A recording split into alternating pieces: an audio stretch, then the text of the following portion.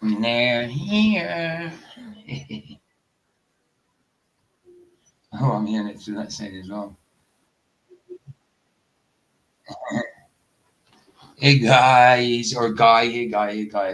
I just thought I'd stream it because when I went over there, yeah, it's got Geronimo and all that people in there. And I thought Flats was live streaming it from his as well, but he's not. So I just thought I'd stream it from here, just in case anybody didn't want to deal with the trolls. But I know the guy hasn't got many subscribers himself, but yeah, I'm just gonna live stream it. Oh yeah, it's starting now. Right, they're starting now, so I'm going to share it. It's Flats's interview, so I'm just streaming it from here because I didn't want to be over there because it's full of trolls and all that. And Flat said he was doing it, but I didn't see anything come up, so I thought, oh, why not? I'll live stream it.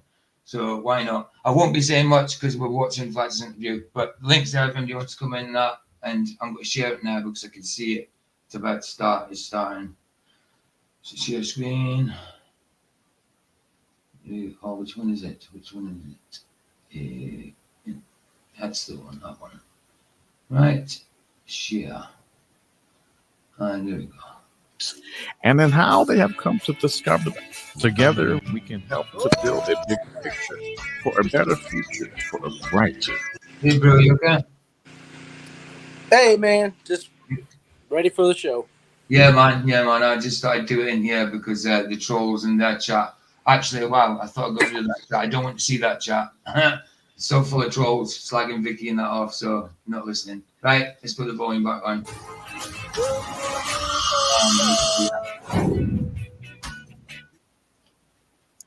Welcome, everyone. Realized the Earth was flat. He's got a YouTube channel. He connects with lots of people all over the world, and he's here to share his story. Welcome to the Missing Link. Keith Reynolds, Flatzoid, Effie, how are you doing today, brother? How's it? Good from South Africa. It's good, man. I was so actually happy when you sent that email, like I think it was a few months ago, actually, to set this up. And I think it was really cool. It's good to see you guys come in. Good to see you, Roger, Barry Boss, Matthew, Jeremy Bard. Good to see you. I won't be talking much, but I'll greet people as they come in. So yeah.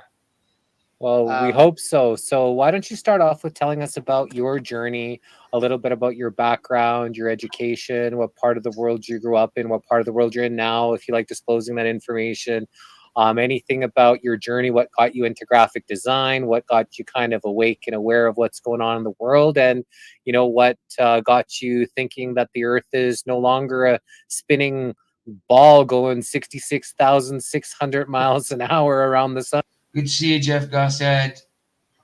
Okay. Yeah, I used to do graphic design. I was a graphic designer for 10 years. I actually studied art. I majored in art because I specifically wanted to either go into jewelry or to do graphic design. I ended up working for a big marketing company in Johannesburg for a few years and moved on to other ventures in the graphic design. But eventually I had to leave the graphic design industry because I moved to a town where my wife came from. She was like in a smaller town called Clarksville. And they didn't want to pay me as well, even as a senior, as what I got as a junior. You know what I mean? So it wasn't really worth it. And that's why I ventured into my second passion, which at the time was cars. And I was doing spray painting and, you know, building body kits and doing cars up. So that's how I got into the spray painting, which I'm still currently doing. I obviously live now in the bush, so it's high up north in the south of South Africa. It is quite nice here because it's just, I mean, I'm like 5 kilometers away from the big five. So if I want to go see a rhino, I can just hop in the road, drive 10 Ks and see a rhino or a giraffe or a lion or whatever I want, you know. So that to me is very exciting. With the flat Earth, well, it was actually very simple. Because I studied art, perspective was something really drilled into me, and it's good seeing you, Henry. Perspective based. You sort of have like I don't know, a 3D mentality in your head. You can picture it, what you're looking at, and understand why it's all optical. One day I came across flat Earth, but I didn't really look into it that much. I just thought, oh, it's quite interesting and stuff. And then we went on holiday to the beach. And we were sitting on the beach, and I saw the boats go over the quote unquote curve. And I was like, hang on, but this is like, this can be explained optically. I can tell where the convergence is. I can tell everything, and this can just simply be explained optically. And while I enjoyed the rest of the holiday, I didn't really think of much about it. But when I went home, I looked further into it, and well, it was practically overnight. I decided, no, definitely not what we are told. And that's what I looked into it. And it's been since there. I started my flat Earth kind of pushing it was more on Facebook, but that didn't turn out too well because ended up having quite a horrible stalker on there and stuff. So I ended up leaving the Facebook thing, and well, since 2019, been on YouTube, and yeah, it's been growing steady. So I'm very happy with that, and this is where I am now, more on the biblical cosmology side of things, because I am more on the verge of, I'm a Christian, so I do ascribe more to the biblical cosmology side of the flat Earth kind of thing. So when we started, or before we got on live, you said it was winter there, and you're in South Africa, and it's summer here in Canada, hot. So we're I guess on the northern hemisphere. You're on the southern hemisphere. I think that would be South Africa would be southern. How do we explain how you're having winter and we're having summer, where you're cold in South Africa, which you would think Africa would be quite hot, all year round, and here it's like so hot outside. I think people like to say like the hemisphere because they would claim it globe based. I just say we're the southern parts, but yeah, the sun definitely is the driving force for seasons. So, I mean, if you understand, the sun just goes around in circuits, and obviously it moves further away this time of year from us. Obviously, daytime it does still warm up a bit, but it isn't as, how can I put it, as hot as it usually is. I mean, with me in the bush, in the summertime, we're hitting about between 40-45 degrees Celsius in the we get maybe 25 degrees Celsius. So it's still hot compared to, for instance, someone in the UK or something. But it's cold because, I mean, we've actually been having quite a cold morning and evening. Oh, that was a good to see you, Tony. Good to see you, Sovereign. I was on mute. It was quite chilly, but it's snowing everywhere around me, so that's why it's cold. And at the moment, there's some hectic storms going on in like Cape Town. They flooded, like totally flooded. So it's weird weather going on everywhere. Now, are you seeing a lot of water restrictions, water floods, with things, weather warfare? What do you think is going on with the weather? Because it seems like, my city here in Canada and a whole bunch of cities across Canada and the US are all got water restrictions. And it seems like that might be the next part of their agenda, is this water warfare, climate warfare, which, they've been maybe doing for a while now. Yeah. I have, even before I looked into flat stuff, I was looking into like Project Bluebeam and HARP and things. I do believe HARP is an actual weather manipulation strategy that they do use. If you look worldwide at the moment, places that aren't really supposed to be having the weather they're having, they have places that are supposed to be like high and dry or getting crazy rains and things. Places that are supposed to be wet is dry. So I do believe there is definitely weather manipulation. But I do think it's part of the times as well, that this weather warfare is just a way of crashing everything. You know what I mean? If you understand how powers need to be, out of chaos comes order, you could say. So they need some kind of weird thing to happen to get everybody together. Now, what about the flat Earth, makes you so interested in that subject? Bad flu are coming here, so and cow flu. Things aren't a spinning ball and things are more flat.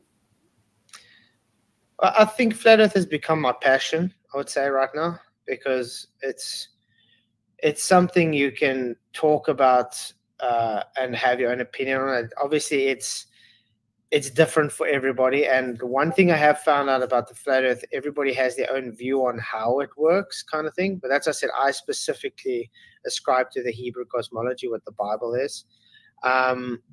I would say my main reasons why I definitely know it's not a spinning space testicle, as I like to call it, is because you don't observe it. I mean, I think everybody can agree with me. The heliocentric model is based on faith. It's a faith-based religion. If you ask any glober to provide us observation for the globe, for instance, let's say, okay, show us the Earth rotating, and that comes to Coriolis, then they say, oh no, but Earth's too big, everything's too conservation of momentum, so we can't actually observe the rotation. Just trust me, bro. And then what's like gas pressure out containers, one of the main issues I have with the globe, obviously, because it does violate the second law of thermodynamics. And until someone can actually go and provide me a demonstration that you can't have gas pressure out containment, then that's a different story. But those are the two main ones. And then obviously we can explain what we see over far distances optically.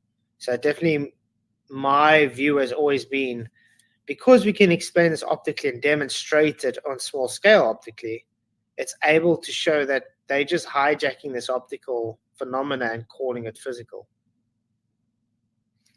Now, there's parts of the world that are at sea level. They bloody hijack everything, not just that, everything. At 3,438 feet above sea level here where I'm at. So the Earth is not flat, right? There's mountains, there's different elevations, there's different, we definitely don't live on a flat Earth, right? Because there's all kinds of, like I said, elevation differences. Here in Canada, it goes from the ocean all the way up. We got the mountains, and then where we're very, very, very high, and then it comes back down. The elevation comes back down on the other side, where Toronto, Ontario, the St. Lawrence Seaway. So it does go up, and it does kind of go down by where each side is. So that's hard for me to see that as flat when we have visible elevations that we're not. Yeah, you see, when we say flat, we don't mean like a flat, smooth surface. It's obviously we have topography and everything. Sorry, Deanne. Good to see you. I didn't see you as you come in. Bless you, man. If you understand, you can have planes on different elevations, but the reference datum is level, and that's why you got mean sea level, which is a zero datum. Obviously, you're going to have mountains, you're going to have inclines and declines and things. But yeah, the ground, as you would say, because we have topography, I think flat Earth as just a name is just given to as a whole. So you're saying the whole shape. Well, flat's not really a shape, but you could say the whole origination of the flat Earth it's just a horizontal plane. Yes, Johnny, man. Now, what do you know about Antarctica? And they do a boat race that goes around Antarctica every year, and I'm just wondering how that works on your model of Earth. The Van Dyke, I think it's the Van Dyke or whatever they name it. Yeah, it's a very interesting race that they take, but they do actually I think they just go left the whole time. So they don't really, I know they go like past New Zealand's way and things, but it doesn't actually show globe or a flat Earth though. You can circumnavigate your pool if you wanted to. That doesn't really make it a certain shape. Antarctica itself, as you know, is just practically ice. I find it really interesting with Antarctica that it's got so much mystery to it and so many military ties into it, especially if they are having the same people that's supposed to be at war with each other have this treaty that's never been broken. If you look at it even from a global perspective, Antarctica would have a very big, how can I put it, military, I'm trying to think of the right word, standpoint, if you were able to capture Antarctica and have your military there, you would be able to be in between everything. You can have a high hand over any other country, yet the same government powers that are at war with each other just leave it alone for some odd reason, and they all work together to keep people off. You can obviously go to Antarctica. So I think the misnomer that everybody says, "Oh, you can't travel to Antarctica," that's just wrong. You just can't travel freely is the word. So there's a lot of rigmaroles to be able to go. But even if you can go, you're not allowed to just travel independently as you would like to. So that's Good to see you, Johnny, man. Good to see you, man. talk about in Antarctica. It seems, don't they have the same treaty in space? You have these warring countries that apparently have space stations together that do these things together. It's really bizarre. So what's your thoughts on space, the space station, and how these apparently warring countries seem to work together when it comes to Antarctica and space? Yeah, that's exactly right. That's what I say, that brings up red flags. I mean, how can you claim to be at war with someone, but you guys want to work together with everything? Obviously, I don't believe in space, as it's been told. The ISS as a tin in a vacuum orbiting the globe is definitely not what I believe. Do we see something up there? Yes, obviously. I just don't believe it is what they're telling us and where it is that they're telling us. I do, however, do consider that the way they're trying to portray things is to control everybody, to give a sense of unity. And if you look how the globe is being pushed to the masses, especially now space travel, it's such a alarming rate at the moment. They're trying to push everybody to go to Mars as quick as possible, go back to the moon. I mean, they've been trying this for the last 50 years. They still can't get past quote unquote low Earth orbit. So it's amazing how in the 1960s they were able to accomplish this with processing power of a Nintendo in 10 years, but with all the technology we got today and all the brilliant minds, we're not able to just achieve half of that. You know what I mean? It's like crazy. Did you see that one space vehicle from the 60s or 70s that looked like it was a lawn chair?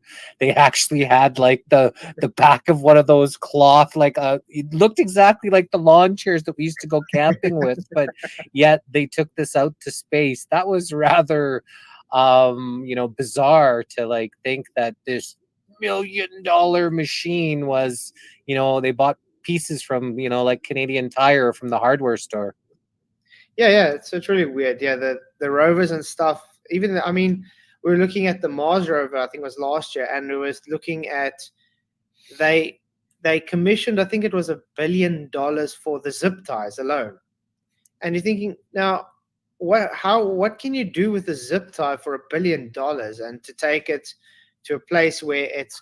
I mean, if you take, for instance, plastic or anything and stick it in a environment like a vacuum with all the heat and cold and stuff, it's going to get brittle and break straight away. And then you go and look at what they just made it out of. You just don't see where that $1 billion went to. There's a lot of things that just don't make sense with NASA or any space agency for that matter. It's like I said, it's been shown so. I don't know, that it's such a laughable stock, even to a lot of people that do believe in the globe.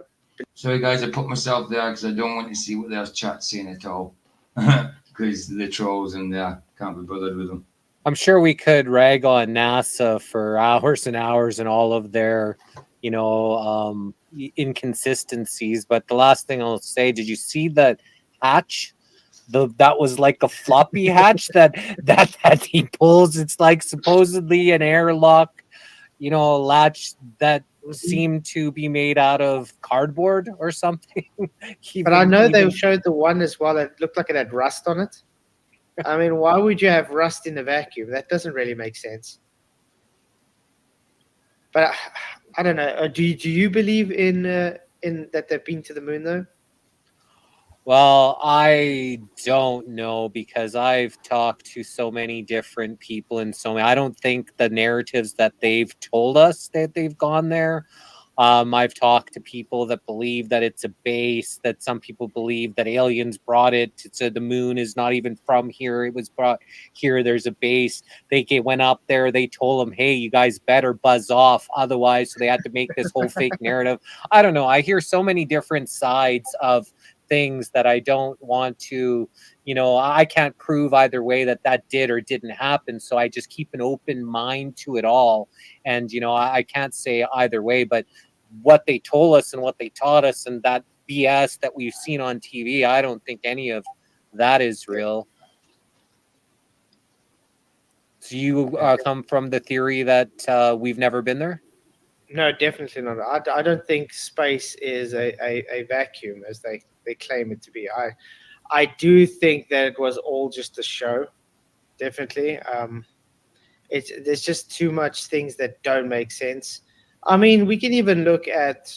Have you ever seen an actual demonstration of a rocket working in a vacuum, for instance? No, but I know that when they send them up, they seem to level out and then just go straight this way. And Yeah, they don't they go down. yeah, they don't seem to go right out that I've ever seen. So I haven't done too much crazy research into space. I've just never really like a space, kind of freak or an alien freak or whatever. So it's just for me, I'm learning all of this stuff Yeah. from all of the people that I'm interviewing. And one lady came in and she said that, when she was 9 years old, that some reptilian or tall gray came and impregnated her, and then some Nordic came and removed it. And, this was when she was 9 years old, woke up in blood all down there. And I don't know, like, so a lot of people are having these experiences that, like I have to Unexplainable. Yeah. I have to try to, keep an open mind to what can possibly be out there. What are these interdimensionals? Are there different dimensions? If we are locked in this place, can something come from other dimensions, and where is those other dimensions? Is those other dimensions are outside of this earth, but could it be on Mars or Saturn, another dimension that people can transport to? I don't know. Like I said, I don't know, but I'm trying to keep an open mind and interview every side of people. I don't like to, just because someone's a globie, think that, oh yeah, they're a shill and they're, trying to deceive you, or just because someone's a flat earther, they're just a psyop trying to, like, I just want to, hear everybody and let everybody hear everybody, so then people can make up their own minds, on what they, more align with. Yeah, exactly. No, I 100% agree with you. I mean, especially with on the flat Earth versus globe arena that we're pushed into, a lot of the time, it's they just see the other side as dishonest. You know what I mean? So it is difficult because a lot of the time you just want to play that game and like, okay, you're just a dishonest guy. But I've been under the thing that give a person a benefit of the doubt first, and then see what they, because I know a lot of people that are globers, and I would say they're even more honest than some of the flat earthers. So you can't really just categorize a person because they have a different belief on you if they're dishonest or not.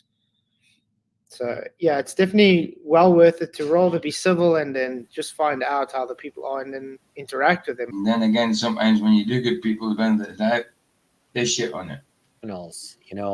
If a medical professional wanted to really help people and got in it for all the right reasons and learned all of the medical programming, thinking that it's best to inject people and all these, popping pills and all that, that's all that they know. And they truly think that they're helping people. And, that's not, of them that they're actually knowing that they're actually harming people. They should, right? But for some reason, they're in that spell, or they're in that narrative that they actually think that the things that they're doing to people are good things, when once you kind of step out, you actually know that, hey, they are not doing such good things, especially injecting babies and you can't inject yourself to good health and, all these crazy things that we find out, but it doesn't mean that they're doing it nefariously, right? That their intent was to harm people and they're just part of this master plan. So everybody is kind of under some kind of spell or another, and we're just all kind of trying to wake up out of the spell that they've put us in.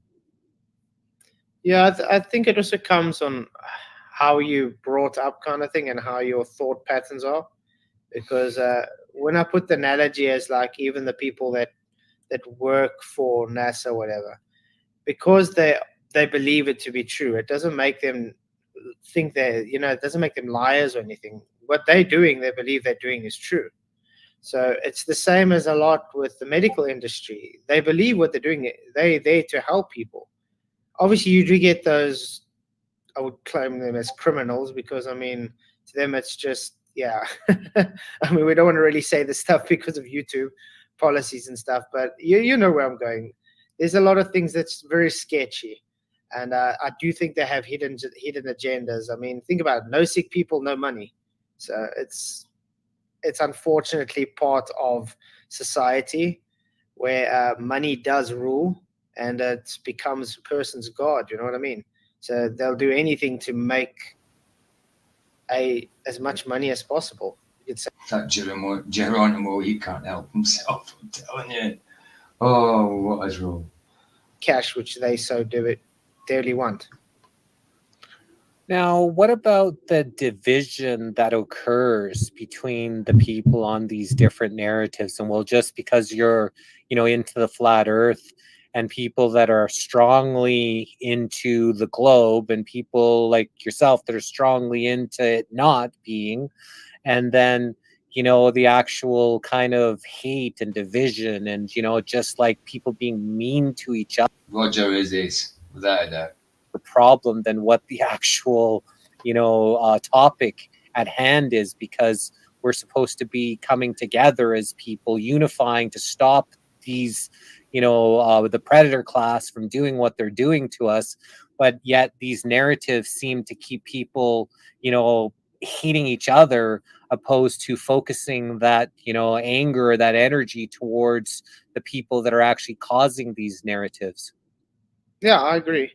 Yeah, I think it is kind of entwined in it. It's almost a competitive side. It's become, but I think it's because it's pushed at. If you just look at when you get to people when they come into this whole arena, the insults and the bad mouthing people, you get pushed a kind of mask in front of you, like automatically, because if you say, okay, you're a flat earther, the narrative pushed is, oh, you're just dumb, you're uneducated, you don't know anything, kind of blah blah blah. And then the flat earthers get all defensive, like we probably would, because it's like, hello, you're calling us stupid, just because you don't believe in the same things you don't.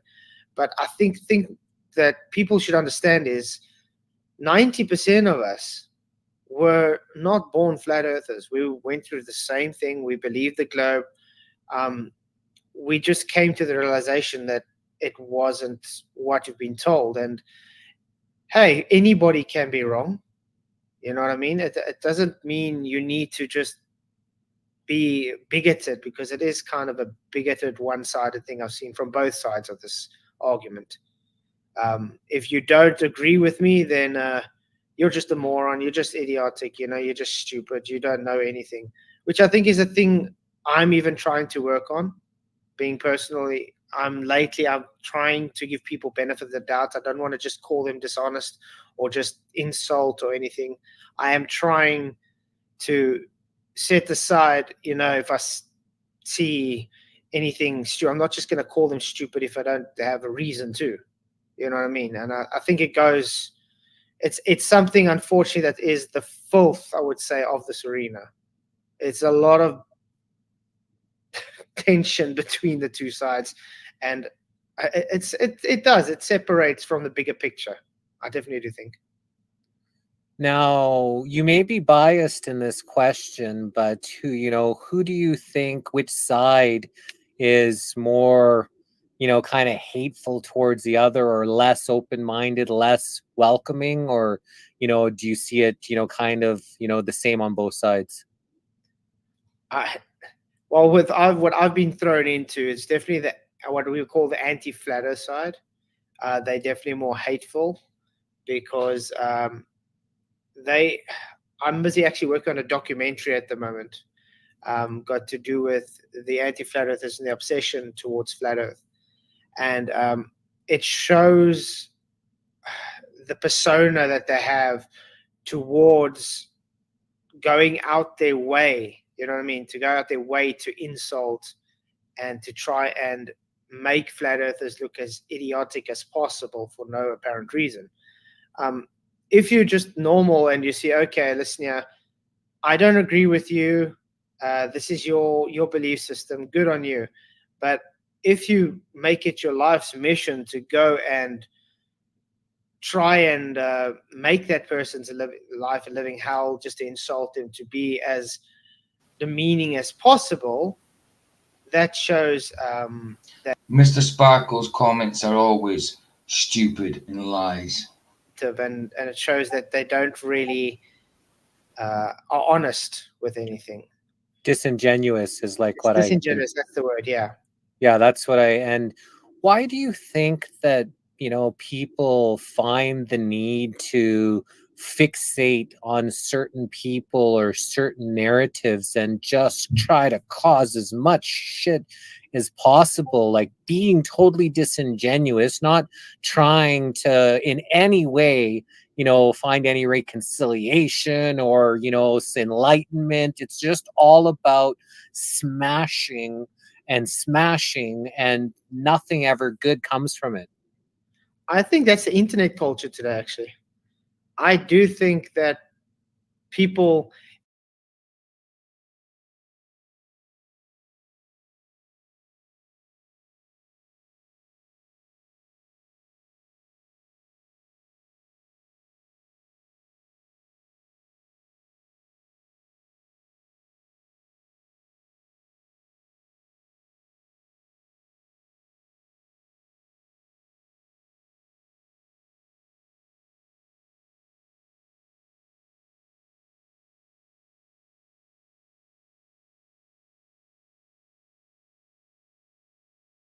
think that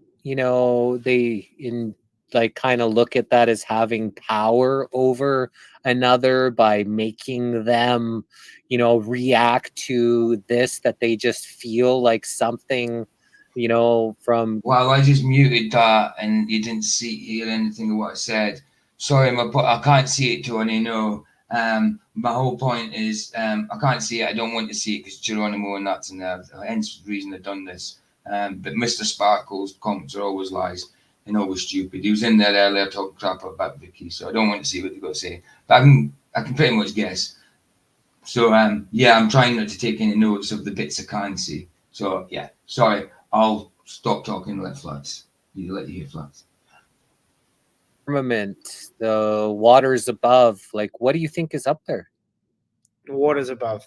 Just like I said, I believe in what the Bible teaches, the Hebrew cosmology, where the firmament is a solid structure that separates the waters above from below. And that's why I do believe that this is why we are able to breathe right now. That's why I don't agree with the globe where they say there's nothing separating the two systems. You know what I mean? Space and Earth is supposed to be two separate systems, and because we have air right now, they can't claim it to be an open system. That's one thing that has caught my attention, especially the last few years. Jabanu says, do you think the flat earth theory separated the alternative community? I would say maybe yes. I think because it challenges the person's belief, it does definitely separate people's their beliefs, and does separate. I wouldn't say it's all innocent or anything. Just like any belief system wouldn't be just innocent. So yeah, I do believe it does separate. I do see he's cycling through the questions, so he's not just taking Geronimo's and putting it up there. He is cycling through them. Enough for me. Zero G Fruit says mass mind control, a mass hypnosis. Matthias Desmond as well has been making waves. Mass hypnosis has been around for a very long time as a Pentagon and mind controlling, even the United States Army. So we have interviewed Matthias Desmet about this mass formation psychosis. And it was an excellent interview. If anybody wants to check that, it's on most of our platforms, not on our main YouTube, because I think that was when we were off YouTube for the 4 channels that we have deleted. And everybody that's here from, Flatzoids Yes, channel well, here on absolutely. our YouTube or It's wherever enough. else, we're on our backup High Vibe Love Tribe channel. Our main channel is the Missing Link Live. It's our 5th channel for the Missing Link. Actually 4th, but we had another one, which another backup. I was doing a Forbidden History Chronicles that I was doing interviews on every time we had strikes, and that one got deleted as well. So we've had 4 deleted. They say medical misinformation, but we'll be back on probably Monday on our main channel, the Missing Link Live. And, for all you, that's the High Vibe Love Tribe. We just do like a dancing for an hour and then guided meditation and healing frequencies. It's just a kind of a way for people to have fun, kind of away from all the craziness that the internet brings. So I just kind of wanted to make people aware of that. And then there was one more comment, was from Kiwi. Said, Jesse, I agree with you on many subjects, but with the medical personnel injecting people with experimental injection is inexcusable. I never ever said it wasn't. I would never. You can't inject yourself to good health, right? Yeah. So that's something that, you're putting poisons and toxins. Let food be thy medicine. Like, how hard did that? Like, where did we veer off of that? Where people are thinking that they could put unnatural substances, genetically modified, unnatural, non-God made things. Oil-based medicine, injecting petroleum, injecting pesticides, everything else. So no, I don't. That's toxic. I mean, they're using things that's toxic to put in us to say it's going to make us better. No, that's not how it works. Yeah, very, very bizarre. So I heard earlier someone say the space station isn't outside in space, but it's in inner Earth orbit. And there's actually something up there, because people say, hey, it's going by, and people can, I've never seen it. I've never done it. But what do you think the space station is? And is there something that is flying up there where they have some kind of treaties and they're hanging out on this inner orbit ship? Or what do you think that is? It's very interesting. I mean, it could be, like I said, I do believe in Project Bluebeam. For all you know, it could just be a hologram. It's claimed to be about 404 kilometers up. Space, according to the globe model, starts at 60 kilometers. So yeah, it is well out of the space of Earth's system. But they have classified Earth's atmosphere, I think it was like 2 years ago or something, has now actually been on to the moon. So they're claiming the moon is still actually in Earth's atmosphere at the moment, which is really odd. But I don't know what the ISS is. I do not think it is a flying tin can in space, like I said before. I think it is more plausible to be a hologram based on Project Bluebeam than it is to be a flying tin space can. I think we got one of your fans here that says, why did you get involved in the flurf nonsense, Flatzoid? Good question. Why aren't you going to Antarctica? Another good one. I would go to Antarctica. I don't follow rules. I would go off exploring. I would see what would happen. I'm not afraid, and I want to check that stuff out just the same as I would go up into a ship and see that things. Like, I'm here to experience and to learn about what this place is. So I would definitely go on any of those expeditions if it was a real and not disingenuous, go to the same tourist trap, the same little, research station that they have, and don't get to explore the rest. That's disingenuous. Let's go sail around it. Why don't we sail around? If we can sail around the bottom of the Earth on that, like, let's sail around it. I'm in. Like, I would do with that. Is that something that you would go on? Well, I would think it would be more worthwhile if they could just do a proper north to south circumnavigation. You know what I mean? Usually they claim they've done it, and then as soon as you see they get to Antarctica in the center, they take a veer left. They go east or west. They don't just travel straight through the north. The reason I can't go to Antarctica is because I have a family and I have a job and I have responsibilities. I can't just drop all my responsibilities and say, hang on, I'm going to go freeze my tits off with some people that I don't like and trust anyway. You know what I mean? So it's not really for me. If someone else wants to go, they can go. Also, it's not going to change anything because I haven't made a claim on what the sun does or where it is or anything. I do say this a lot. It's the only ones that are going to have an issue would be the globe side, because the globe is the only ones making a claim that we have to see a 24-hour sun. On the flat Earth side, you don't need to see the sun for 24 hours, or you could see it for 24 hours. It doesn't change whether the Earth's flat or not. It obviously it depends probably on the type of flat earther that would ascribe to a certain model of the sun. But I am, like I said, a biblical cosmologist, so I don't really know about what the sun is or where it's, what's going on. All I know is if you do see a 24-hour sun, doesn't make a globe or a flat earth. So it's not going to change anything in my perspective. And I simply still do hold the fact that I don't think this Antarctic trip is going to happen anyway. And even if they do go, he's going to where they claim Union Glacier. It's in between mountains. And last time I checked, because where I do stay, I have a lot of mountains around me. The sun dips below the mountains, so it's going to be a redundant observation if they get clear weather. Now, how do you explain, say this is the sun, the circle, here's the horizon, and it actually, because I know if it's getting smaller, it doesn't do, and I've been I was just in Jamaica for my 50th birthday, and and so happy belated. Thanks, man. And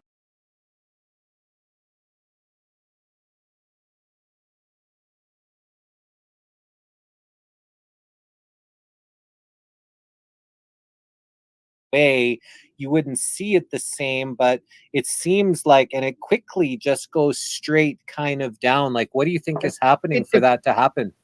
It depends on the observation, though. You do get the ones. Sorry, I don't think you heard that. I think I was on mute again. It says, from my perspective, as he was demonstrating, as he pulled it away, the bottom was still obscured.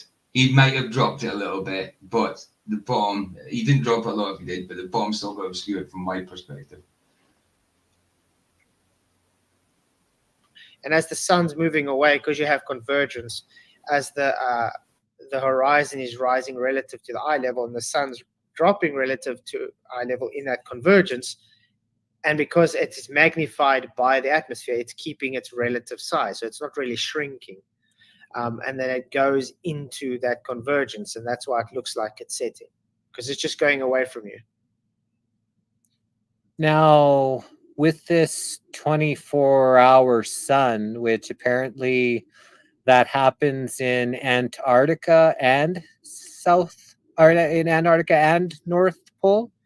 I hear in the North Pole that happens in the summertime. That's 18, 20, 24 hours of sun. But if it's tilted at an axis and it's spinning, I don't know, it just seems that doesn't make a lot of sense how they could be 24-hour suns in the both of them. If they're one's on the top and one's at the bottom and we're spinning, how can they both have 24-hour suns? I don't really get that on a globe model. On the globe, it would be because the axis, the sun is going to be reaching the north and the south of the sun because the globe's tilted. So as it's turning, the sunlight is just reaching both sides at the same time. That's why you get the 24-hour sun on the globe model. But on the flat Earth, because I ascribe to the firmament, and like the Bible says, it's in the firmament, the sun and the moon. So you can have reflections even. Who knows? Like I said, I don't know what the sun is, but all I do know is that if it is showing light, it could just be reflected off the dome moving as well in Antarctica. You never know. Let's talk about the Bible. What's the Bible mean to you? Where do you think it came from? What about all the changes? It says in the book that you shall not change this, yet there's apparently 777 books in the Bible, and they only have 66. So there's actually 711 apparently missing books. And then there's changes like the Mandela effect. You've got, There is a lot of books. There is a lot of books, and they only canonized a small portion. books that the other one doesn't, but it says right in there, you cannot change this. But yet it seems like lots of stuff is changing. So what is the Bible to you, and where do you think it comes from? Well, the Bible is definitely the inspired word of God, like it says. Obviously, humans had to write it. Men had to write it. It's not like it just appeared out of nowhere, like, oh, and just came to the man. That would be ridiculous. It is, at the end of the day, just paper with words on it. So people are able to change its translations, put in different canons. The Ethiopian Orthodox Bible still have other books like Enoch and things that have been taken out of the canon when the Council of Nicaea, they actually the ones that decided which books would be in the canon of the Bible today, the 66 books. As for 700 books, I don't know about that, but there is definitely the Apocryphas that would say pseudo-Apocrypha. That was like Jubilees and Enoch and all those things. There have been books in the past that have been shown to just be fakes, like the Book of Barnabas that came in medieval times. It was created by a medieval person that wanted to create the illusion that it was part of the Bible. As I would say, Mandela effect is definitely a real thing. We have seen verses change, but that does still keep a scripture like it says in Revelations. We do understand that, no one shall add or take away from the book. It doesn't mean you can't do it. It just means you shouldn't do it, because it would be just like you do it, God will blot your name out of his book. So yes, it is definitely still men wrote the book. It doesn't mean it can't change. It's still just normal paper with ink and things. But the overall message of the Bible can't change. So his word never changes, will stay the same, because the Bible as a whole has one simple message. You have to believe in Jesus that came as your Messiah to die for your sins and accept him as your Savior. So no matter how much they're going to try and change the Bible, that will always stand true. What do you think God is? God, he's the supernatural, how can I put it? He's the supernatural beginning and end of everything. So he's the essence of what is. So if God didn't exist, there would be nothing. You said he twice. Why do you refer to God as a he?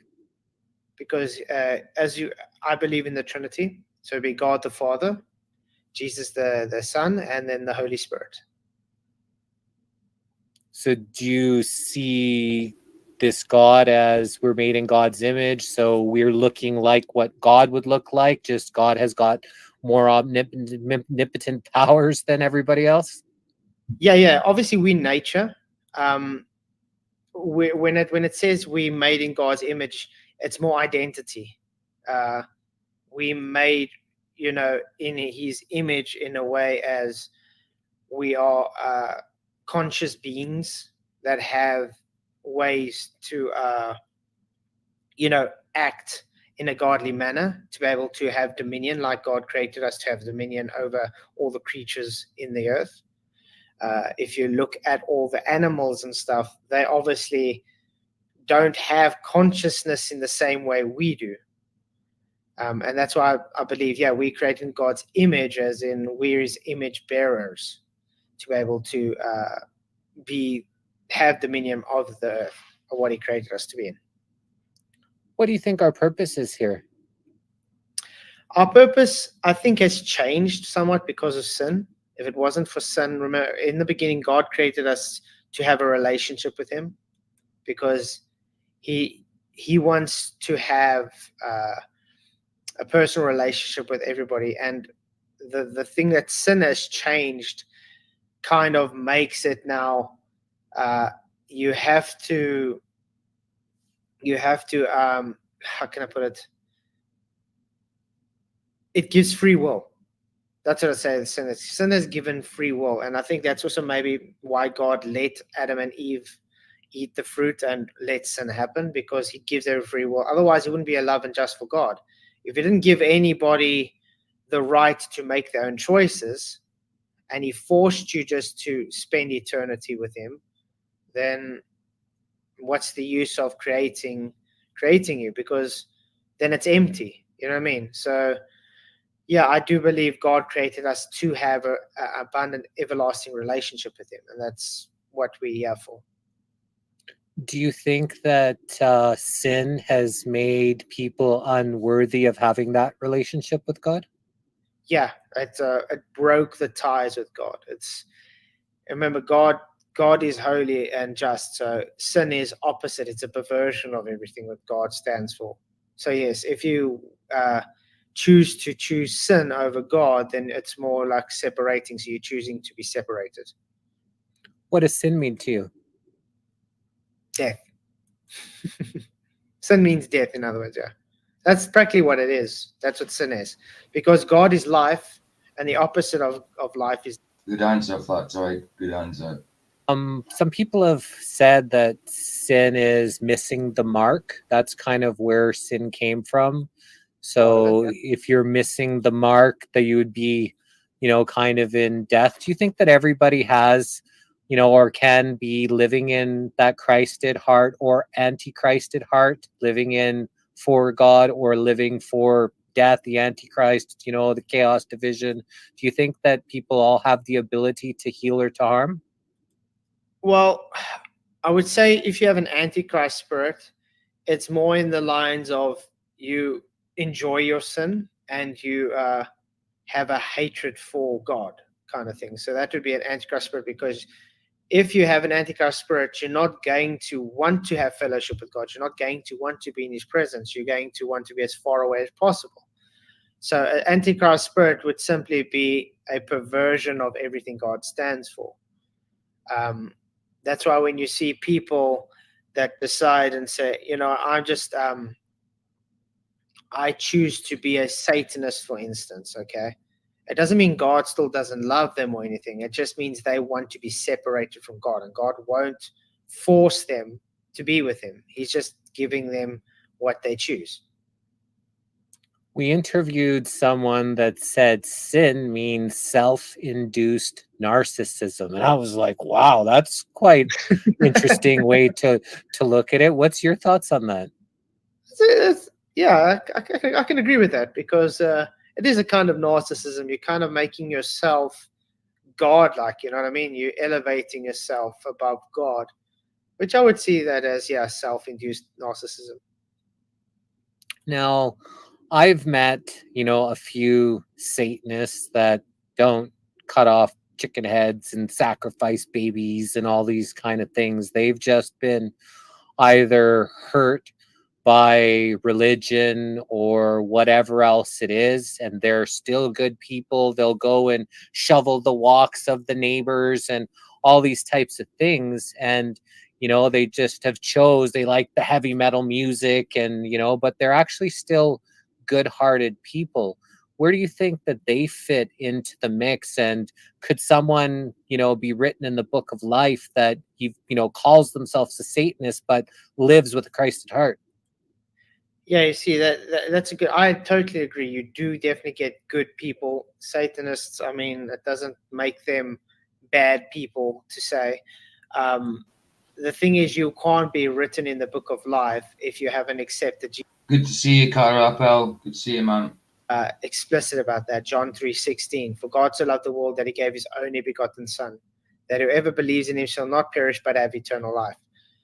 So if persons deciding to say, I don't believe in God, or I don't want to accept God, then unfortunately, just like the Bible says, if you don't declare Jesus as your God, Jesus isn't going to declare you as as one of him before God when you stand there one day before judgment.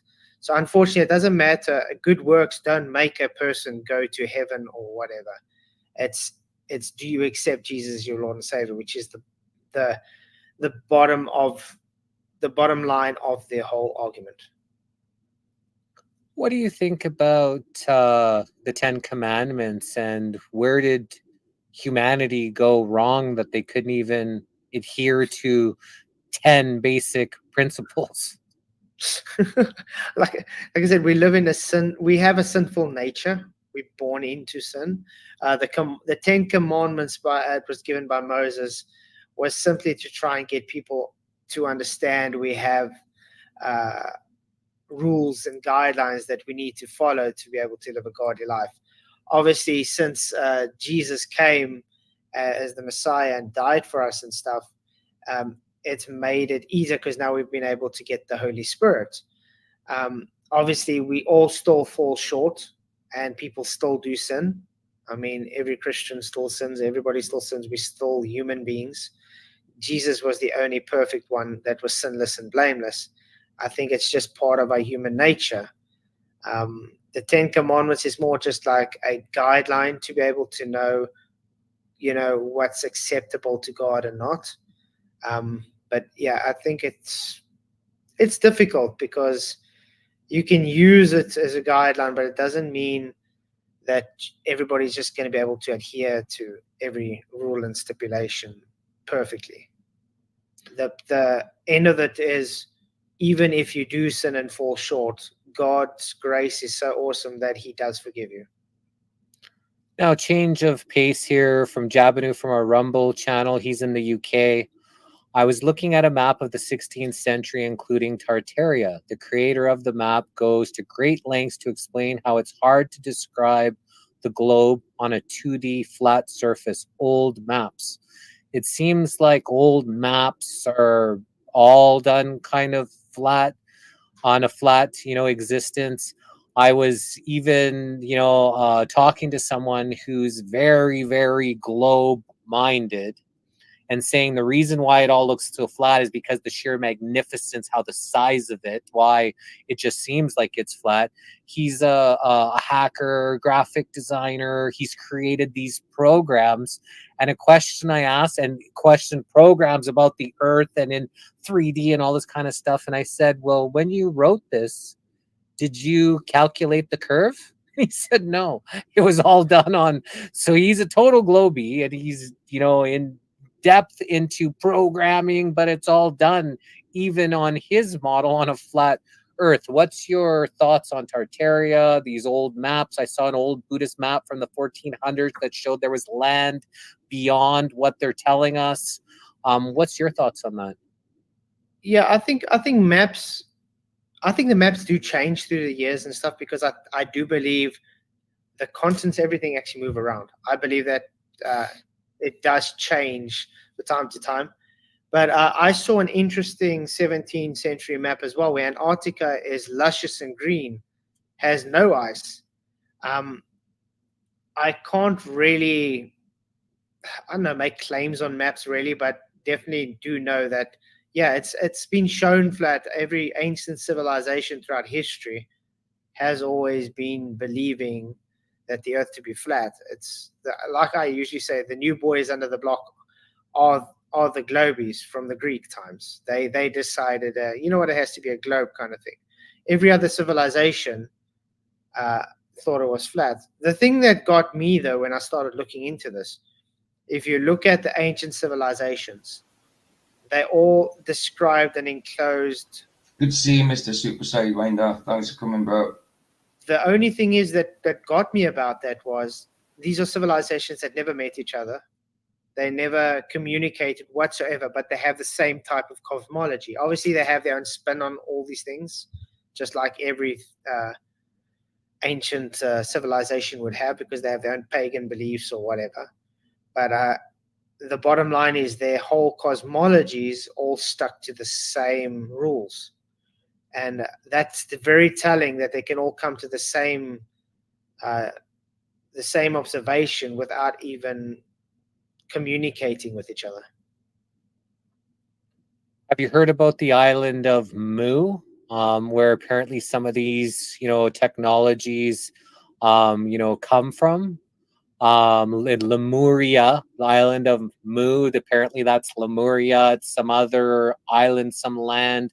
A lot of these, anti-gravity, some of these old world, it seems like, in the 1800s, they had these fantastic buildings and electric cars and all of these things, but yet they try to destroy all that to take us back, to put us on oil, to recreate what was already created. It seems like they've reset. Nice, Mr. Super Saiyan. That's cool, bro. Pretty weird, because it does look that way through history, that they've had a few resets. I mean, even if you keep looking at through history with it, every time we get into like the 20s, it's the 1820s, 1920s, 20, even now 20. Look at the pandemics and stuff. Everything is literally working in the cycles in a very certain manner. I mean, even the Black Death was in the 20s. I mean, the bubonic plague, all those things, they were in a very certain base time, and they always seem to be in cycles of like 100 or 200 years of everything. So it's very possible that you do kind of get great resets. I do agree with that. I do agree a lot of history is also fabricated. So I don't rule out anything like there is hidden technologies that we just rediscovering and maybe just, I don't know, creating better. Who knows? This technology we got now could have existed before, but just in a different way. They talk about, these technologies, these, anti-gravity machines. They had these like systems that, were far more advanced. Like they literally could run an electric car and, plug it into the ground for like charging and things like that. What do you think the ether is? It seems like science doesn't want to really acknowledge etheric energy, ether, and maybe they try to call it gravity, but then they don't want to explain they can't explain what it is. What's your thoughts on ether? When I first came into the flat earth, I did believe in the ether. I really looked into it hard, and if you look on my channel, my first few videos were based on me trying to do more research into it and try and prove it. But at the end of the day, I ended up just saying, I dropped the idea that I think the ether exists, because I just couldn't really find evidence for it, enough evidence on my opinion. But I know a lot of people do believe the ether to just be a propagation medium, where with like the electric universe kind of thing that you're talking about, that gives direction to everything. But yeah, on my personal belief, I don't think the ether is a real thing, because I haven't seen really enough evidence to convince me it is there. Do I think there is such thing as energy all around us? Definitely. And I do think people in the old times did harness this energy in some sort of way, as good as they could. Even electric vehicles. I mean, you can look at the early 1800s, they had electric vehicles. So they knew about how it worked. It's not something that's new, like they're trying to push us, like no one knew those days. I mean, even if you look at, I think it was like the first Model A or the Model Ts and stuff, they had electric vehicles at that time even as well. So it's been around a long time. It's not some new thing that they want to push on. I think they're just rebranding it in a different way now. Do you think that we're electrical beings? Yes, definitely. We do have different vibrations and everything. If you look at us on a cellular level, vibration even changes the way we behave. Vibration changes actually anything. It's actually very interesting. I don't know if you've ever checked when they play different types of music to plants, the way they grow based on just the type of music and the frequencies and stuff. I think everything is frequency based. Definitely. I have no doubts about that. And that's why, especially it goes in line with my beliefs, that when God spoke things into existence, it was frequency. It was his words had power. Someone once said that the future of medicine will be frequency and vibrations. And I'm just wondering, where did that go so wrong to think that we could pop pills to make ourselves healthy when we could actually be using cymatics or right frequencies, or, some of these, if we're electrical beings, shouldn't we think of ourselves as trying to heal us more electrically opposed to chemically? Well, everything today is synthetic. I think we've got into a very synthetic kind of worldview. So they believe that, we have to make everything chemically in balance to make it work. So, yeah, I do believe frequency can do things, but I think it also has its limitations. Maybe if we can get to a point where that technology has progressed so much that you can get it to restructure cells or something, you know what I mean? Maybe it will outphase the synthetics, but I think we're in such a synthetic kind of view at the moment that I don't think it will ever really change, because like I said, the big farmers, they want their money, and if they can pump you to stay sick, why are they going to change that? Now, what's your thoughts on, Mother Earth? Some people, call this Mother Earth. Some people say, oh, no, that's just some, that's the occult stuff is what they call it. You shouldn't be calling it. What's your thoughts on, Mother Earth? Yeah, I'm with that on that. It's just a pagan belief. It doesn't really bother me though if someone wants to believe it's Mother Earth or whatever. But yeah, to me, it's just nature. I do, however, think trees and things are living. I do see that, especially, and it can be shown that, like I said, with the frequencies and things, you can see that nature has some kind of living mechanism to it. But Mother Earth, as you would say it, I don't really agree with that, because it is a pagan belief, based on my opinion. Do you know the Bible very well? Yeah.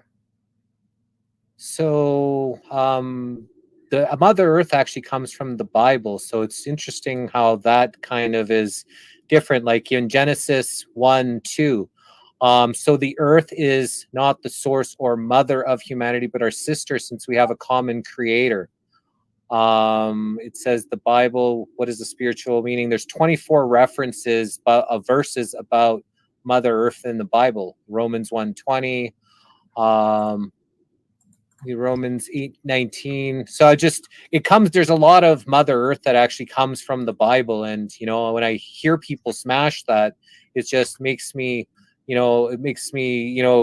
just again, more divisive techniques about, the Mother Earth and than the Bible. I'm just quickly trying to look if I can find, because I haven't really read Mother Earth in the Bible before. So it's Mother Nature, maybe, but that's the ESV translation. Mm-hmm. But Mother Nature doesn't mean Mother Earth, though. Genesis 2:15, the Lord God took the man and put him in the Garden of Eden to keep it work good. Have you maybe got a certain scripture I can look at? Yeah, here, let me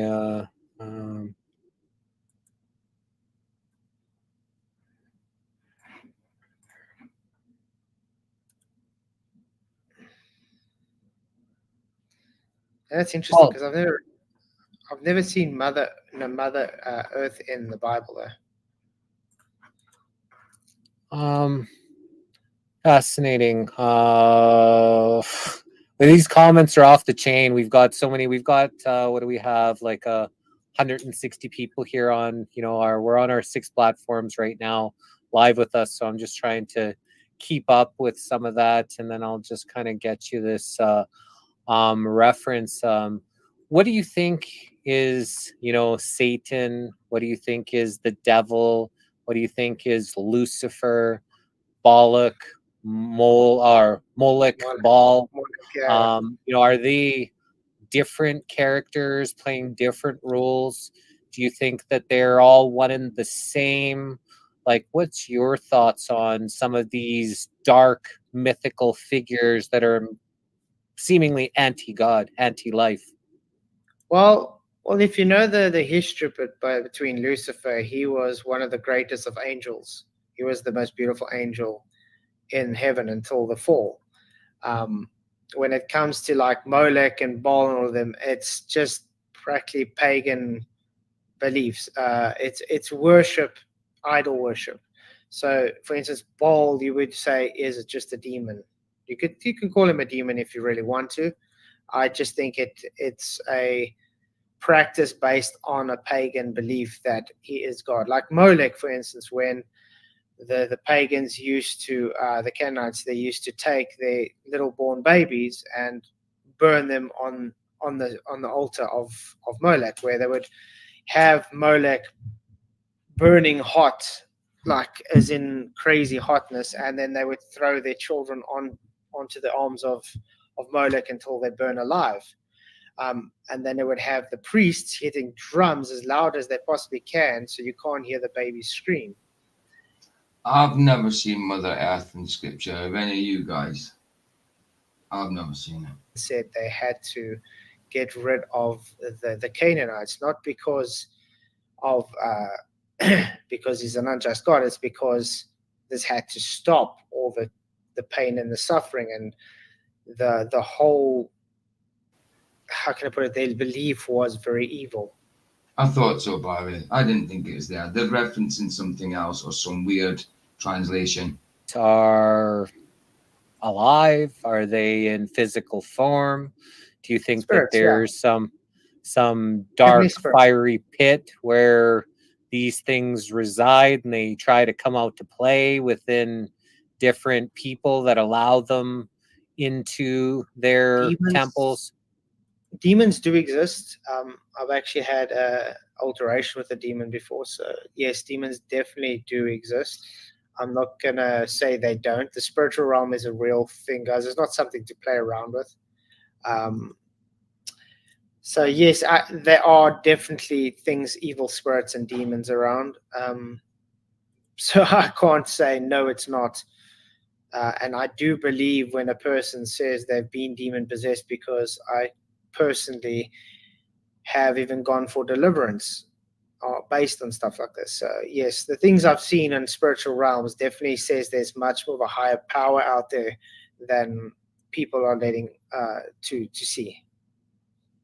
We've interviewed Pastor McLeod, who does exorcisms, and that was an interesting interview. Would you mind sharing some of these an experience that you've had with this demon or dark entity in your life? Yeah. Okay. When I was younger, because people dabble when you're stupid, when you're young, with little stupid stuff, and the one night I actually had a demon kind of choke me and hold me against my bed until I almost passed out, kind of stuff. That was quite scary, I would say. Okay, last one. But obviously, that was only once in my life. But then another supernatural thing that happened with me was I had my learners, and me and my brother were going to youth. And we were driving, and it was night. And all of a sudden, when I looked in the rearview mirror, I saw a figure sitting in the back seat. And I can only describe it as an angel, because I was in such shock. I pressed brakes straight away. And if I didn't press brakes, a car would have sideswiped us, came from the side, and just missed the front bumper by like a few centimeters. And if I didn't see that figure and braked by shock, we would have been sideswiped. So it's stuff like that that really makes a person think, yeah, there's something to it. You understand? Oh yeah, 100%. I had got stabbed 12 times, and I fought a bunch of gangsters, and I fell down the stairs as I was walking to go get help. and everything went pitch black and dark, and I kind of felt, kind of fear for the first time that I could remember. And all of a sudden, this profound voice said, "Get up or you're gonna die, Jesse." And I was like, what the heck? It was, I could never forget. Something spoke to me. Was it God? Was it an angel? Was it something? Something spoke to me and commanded me to get up, and said if I didn't, I was gonna die. And I got up, and that was 20 plus years ago. So I know that there's things. I actually, when I was in the operating table, I saw my lifeless body on the operating table in the hospital as I floated away. So, I know that there's more, that, energy, can never die. It just gets transferred, and, life is eternal. And I think that people are too afraid to die is why they're, so scared to live. I agree. Yeah. And I mean, especially if you've gone something through like that, and you make it wonder, it's like we can't just be some evolved, by chance corpse here. I think you would agree with that. There's something higher there, even though some people can't explain what it would be with certainty or anything. If you go through things like that, there's definitely a supernatural kind of way of this. That's why you explained it like dimensions earlier, because I do believe we have supernatural beings in dimensions that are entwined with us, and that's why sometimes, like I said, with me, you can see the demons or whatever. Even me and my wife, we've seen some spirits in our house before as well. I mean, we saw the same kind of spirits, and you wouldn't even need to say anything. We could describe it to a T what we saw. If you one person hallucinating something, how is it possible that more than one can see the same hallucination? Stuff like that. There's definitely spiritual things happening. Now, they say that we only see 10% of what is actually happening. You'll see animals notice things that, you're looking that you can't see. And, children notice things sometimes when children have imaginary friends, could they maybe be real friends of a spiritual nature, of a spirit that people, you're just hallucinating. And people, parents, they'll, get their children away from maybe something that they're actually really seeing. Do you think that there's a lot more going on around us than most people can, feel, see, touch, taste, with the senses? Definitely. And I do think animals do see into the spiritual realm. I do also believe that even children, when you're younger and you don't have that age of understanding yet, you can see a lot of times, especially little children, they like talk with nobody there, but they're talking with them, or they talk about someone that they've met, or stuff like that. So yes, I do believe there's definitely spiritual beings around, that definitely animals can sense them and see them in a way we can't. I think sometimes it might just be too much for us, and that's why we kind of shut it off to that. You know what I mean? Because what do you think we would dabble in if we had to see the things that are going around? I think we'll probably go insane. Now, that being said, since there is a lot going on out there, there's lots of spirits that are happening out there. More people focus on the negative and the negative spirits, opposed to them being angels, being things out there that could speak to you or could show up in your car to stop you from, not a lot of people talk about it, recognize it, or even believe it. They believe in God, but they're more focused on this is Satan's world, opposed to, this is God's world.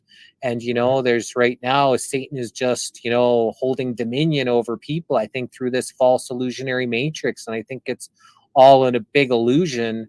And, once people wake up from it, then we could truly get back to our self and connect back to, source creator, the way where I think we're supposed to be meant to be here. But it's not God's world. It's God's creation. It's not God's world.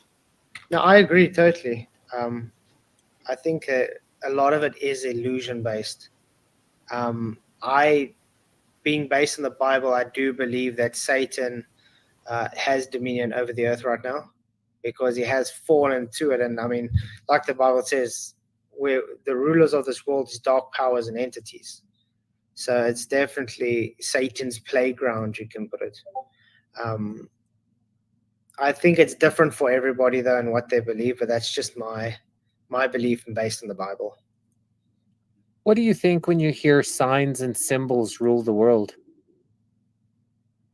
It's a tough one. I don't think it rules the world, but I do think it has an influence, especially when it gets to the cultic kind of side. The symbolism in occults and in occultic worship and everything is very powerful, you could say, because it does conjure up certain things. But that's why I do believe words have power. I'll agree with that, Glenn, that cats and dogs are very sensitive spiritual activity. Understand when you're talking positivity into something, you're going to have more of a positivity. I mean, that's why you do your guys' meditation and stuff as well, because you're talking positivity over you guys. You understand? Well, sorry. Hiya, Code Puncher. Good to see you, man. So, yeah. What's your thoughts on Germachia and how some of these people that are, aligned with some of these dark spirits or darkness, they're kind of use that for, their rituals or to, all these weird dates. And I don't know, every date has a date and could be backwards and forwards. And some of that stuff is like mind spinning that, there's so many dates and people born, you could find a date to mean something to something. So do you think it has, if people knew more about Germachia, that we could comprehend the false illusionary matrix and we could stop them the more people knew about these numbers and codes? I think Gematria has something to it. I just don't think it has as much leeway as they're trying to make it out to be. Obviously, there's words and meanings and numerical values to things. I think it's a way to decipher words and the meanings, but I wouldn't say it has what I would say a hold on something. It's not really gonna, because you have gematria or something, it's not gonna cause something else to happen. You know what I mean? So I don't think it has that kind of power. I think it's more just descriptive in trying to decode something. What do you know about the Mandela effect, and why do you think that that's happening? To me, I believe the Mandela effect is a spiritual thing, because I've been Mandela affected in a few things that I've seen. Most of my things are obviously biblical scripture that's changed a bit. But it's been the normal things like, for instance, 3 CPO's leg that's supposed to be 1 silver, 1 gold kind of thing. The A-team with the bus where it used to be black, gray, and red. It's just those normal things that everybody do see. I don't think it's possible that everybody can just have the same false memories for some odd reason. It's possible that some of them are just based on a false narrative pushed at some stage that makes it look like it's changed. But as a whole, there's just too much things that I would say, no, the Mandela effect really is a real thing that definitely has it. But to me, I think it's a spiritual thing, and it's part of what I believe to be in the end times. Now, we were interviewing, I think it was Jason Lindgren from Crow 777, and he was saying that in the movie in the 80s of Star Wars, C-3PO actually had a 1 gold leg or 1 silver leg, and he's like, when they came out with the action figure, it was all just gold, and that's why there's the discrepancy why people remember gold opposed to what actually happened. And now what we're seeing is the actual silver leg, but because the action figure makes people think and they didn't actually do it, created it at the same, at the identical image, and that would maybe explain, the leg theory. Well, when we looked into it, the first scene where 3CPO actually he's in the starship, and it shows he has a silver leg and a gold leg, and all the rest was just gold and stuff. But the guy who played C3PO even said in an interview, no, it just looked that way because of the sand as the desert on the leg that made it look that way. But it was always, a silver and a gold leg, but it just looked to be gold. But it's weird because you get action figures today that has one silver, one gold, and you get action figures that show both gold.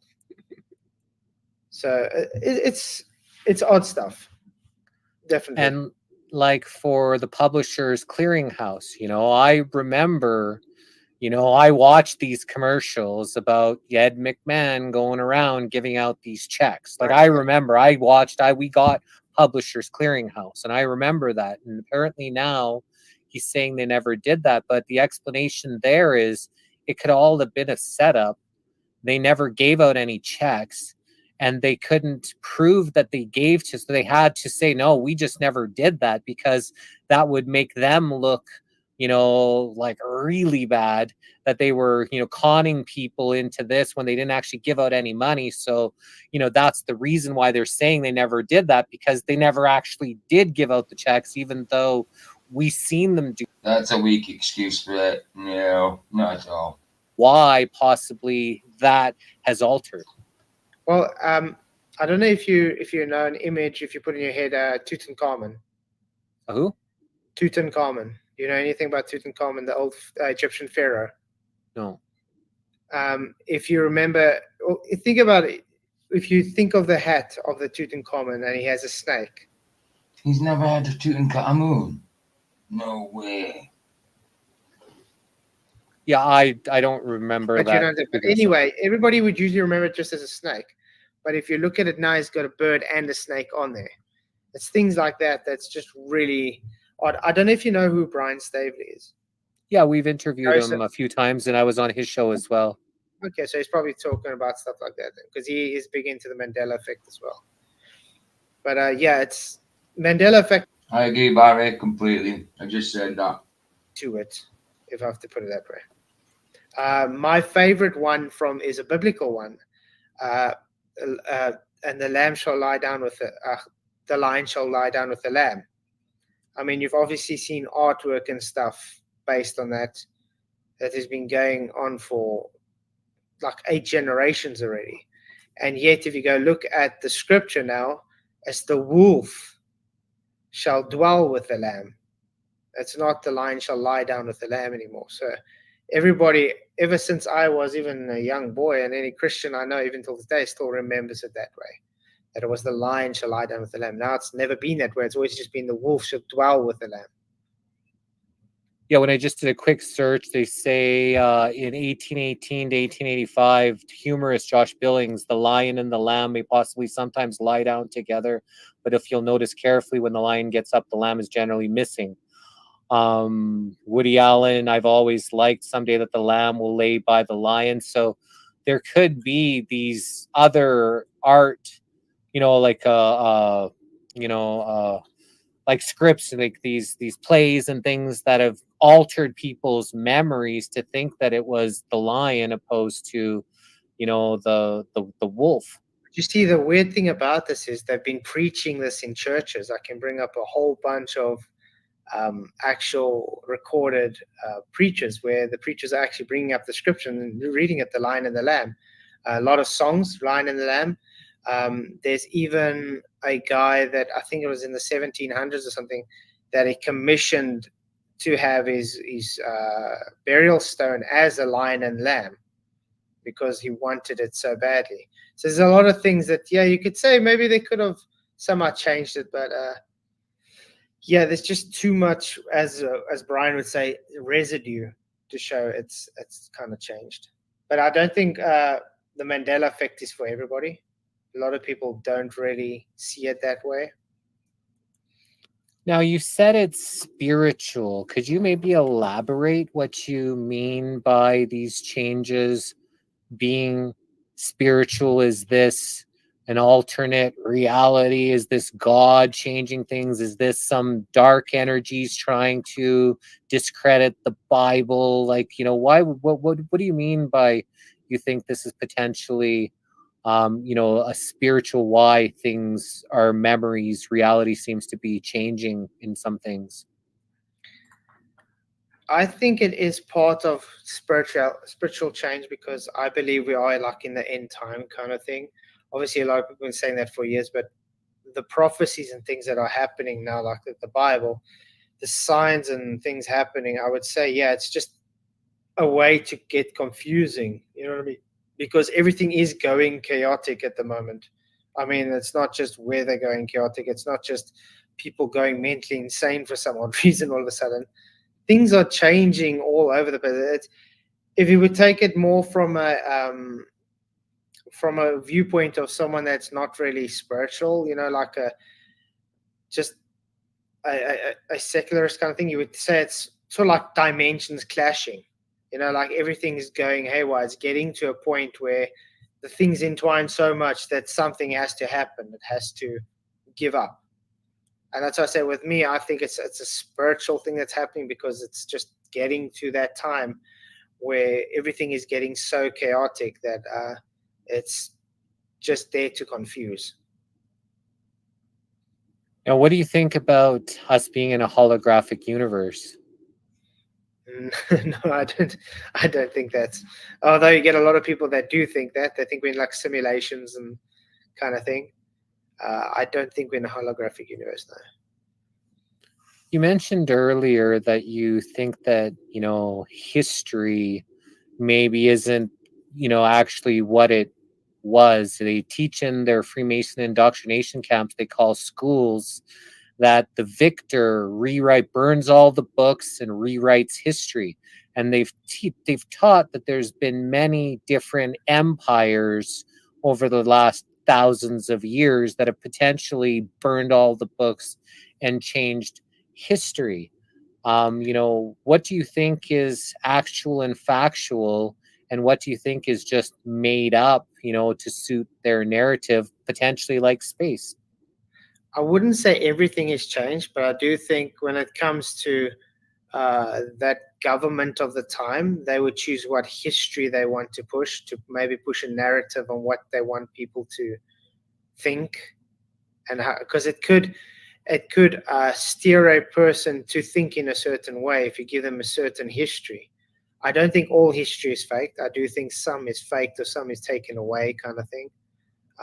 But burning all the books, I think that will be a bit difficult to do, to get rid of every single thing of literature if you want to try and change that. But yeah, I do think when it comes to some history, I think it's been changed by just trying to leave some of it out, or just trying to change little nuances here and there to try and steer people to think in a certain way.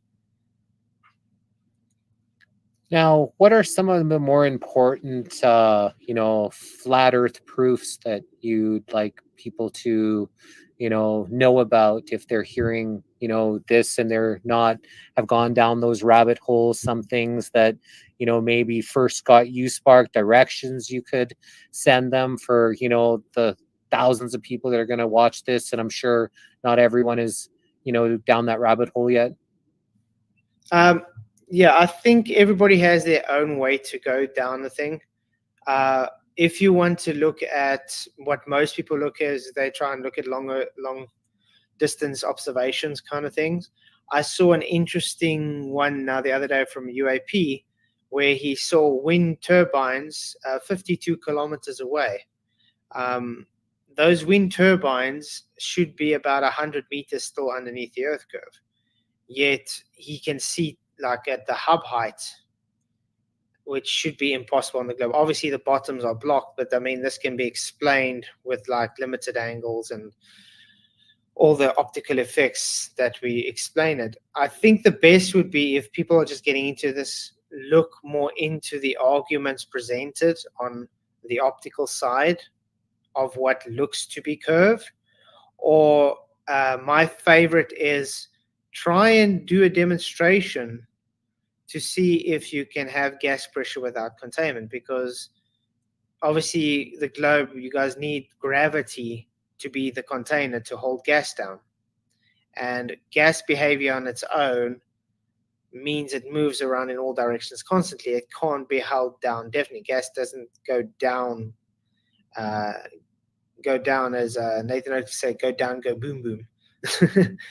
Gas moves in all directions. So obviously you need containment for the gas pressure to exist. So I'd say those are the two main arguments I'd have. And just a point, look for yourself if you actually see anything what the globe claims. See if you can find any observation for the rotation of the Earth. See if you can find physical curve. See if you can find space to be what it's supposed to be, other than what people just tell you. That's practically all I can say. Yes, Glenn, he never wavers, does he? Thank goodness. Thank God. Now, and humans aren't able to replicate that. No, But you see, where we have, like, I don't know if you know anything about the second law of thermodynamics. no. You see, it's the entropy law. So it's simply about the states of of how things would happen in chaos. So if you, for instance, I'm going to do it in a very simple manner. If you have a container filled with marbles, it's clumped together in that container, so it's ordered in a certain way. Now, if you have to throw those marbles out, it's going to be spaced out further, so there is more ways it can be rearranged, and that can be described as entropy. Just more ways before it reaches can be rearranged. Now, when it comes to like the second law of thermodynamics and gas exchange, if we don't have a closed system, the gas we breathe will just fill the available space. So according to the globe model, because there's space, which is a Ian Henry, you're saying they're quick to the keyboard. That's because they've had plenty of practice being keyboard warriors, dude. then the air would just fill the space, would be dead. But God could create something that we couldn't replicate, and it actually could happen if God wanted it that way, without us being able to simulate it. Yeah, but you see, when it comes to the globe, it's claiming to be scientifically accurate. It's claiming to be able to demonstrate the things for the globe. And unfortunately, this goes against what the globe can demonstrate. If I look at my biblical worldview, the firmament is that container. So it even holds in with that God created the firmament, and therefore we have the gas to breathe because of that firmament. But we obviously couldn't create, like, has anybody been able to replicate an Earth? Like, I know they've had a terrarium where, they've put in some things and water and everything just lives inside of a jar, inside of a container or whatever. But, have they, I know China's created a second sun or some shit that they like supposedly are blocking out the sun. Like, have they ever been able to create something that could replicate what is happening, or what they're claiming that's happening here? No, you see, that's the whole point. That's what I said. Because the globe claims something that violates natural law, it would be interesting to see, okay, since you're claiming that, that's why I claimed in the beginning the globe is just faith-based. If we claim a curve, it's either no, Earth's just too big, so we shouldn't see it, or when it comes to Earth rotation, when you claim Coriolis effect, we say, okay, but where's the observation for it? No, Earth's just too big, so the rotation is just too small, or conservation of momentum. So it's something we never observe, yet it's claimed to be fact. And this is unfortunately everything we get. Even gravity, for instance. What is gravity? Yeah, no one knows. I don't know. But yet they claim gravity is the thing that causes acceleration. When we drop something, like for instance, if I drop this, yes, we can all agree it accelerates, but the claim is gravity is causing that. But then you ask, what's gravity? No one knows. So it's very very nuanced when you get into the subjects deeper. So that's why I said just maybe go into the subjects deeper and look on what you think is the cause for everything that's claimed, because the globe is faith-based. Now, here we have Roger from our YouTube says, how about sea level rise? So what do you know about that? Because there's pictures of, like, the Statue of Liberty and the 60s and the sea levels, All and the in the same. 2000 it's still the same. They're building high rises and Fair play, Roger. Roger's asking questions. Roger Ledwell's asking questions so flats can bounce off him. Excellent. banks would be giving out these kind of loans if they were worried about these buildings and things flooding. So what do you know about sea level rise and why people seem to use that as a threat for, whatever narrative they're trying to push? Yeah, it's because the people push global warming. It's a type of fear mongering to get people scared of everything, doom and gloom. I mean, I can show you pictures of, even in Cape Town, the fortress in the 1800s. There was more water. There was actually a water against the moat, where now there's no water. If sea level is rising, why is there less water? I can show different places and stuff where it's exactly the same since the 1700s. So it's weird. I think it's just fear mongering, and like I said also earlier, that even the banks would give the money and stuff. It doesn't mean they are in on it or anything. Maybe they just believe it. They fell into the fear of, hang on, we need to do something about this, because some people do have good intentions, and they believe it to be real. But yeah, I definitely don't think there is sea level rise. There's no been observation for this at all. Like, no.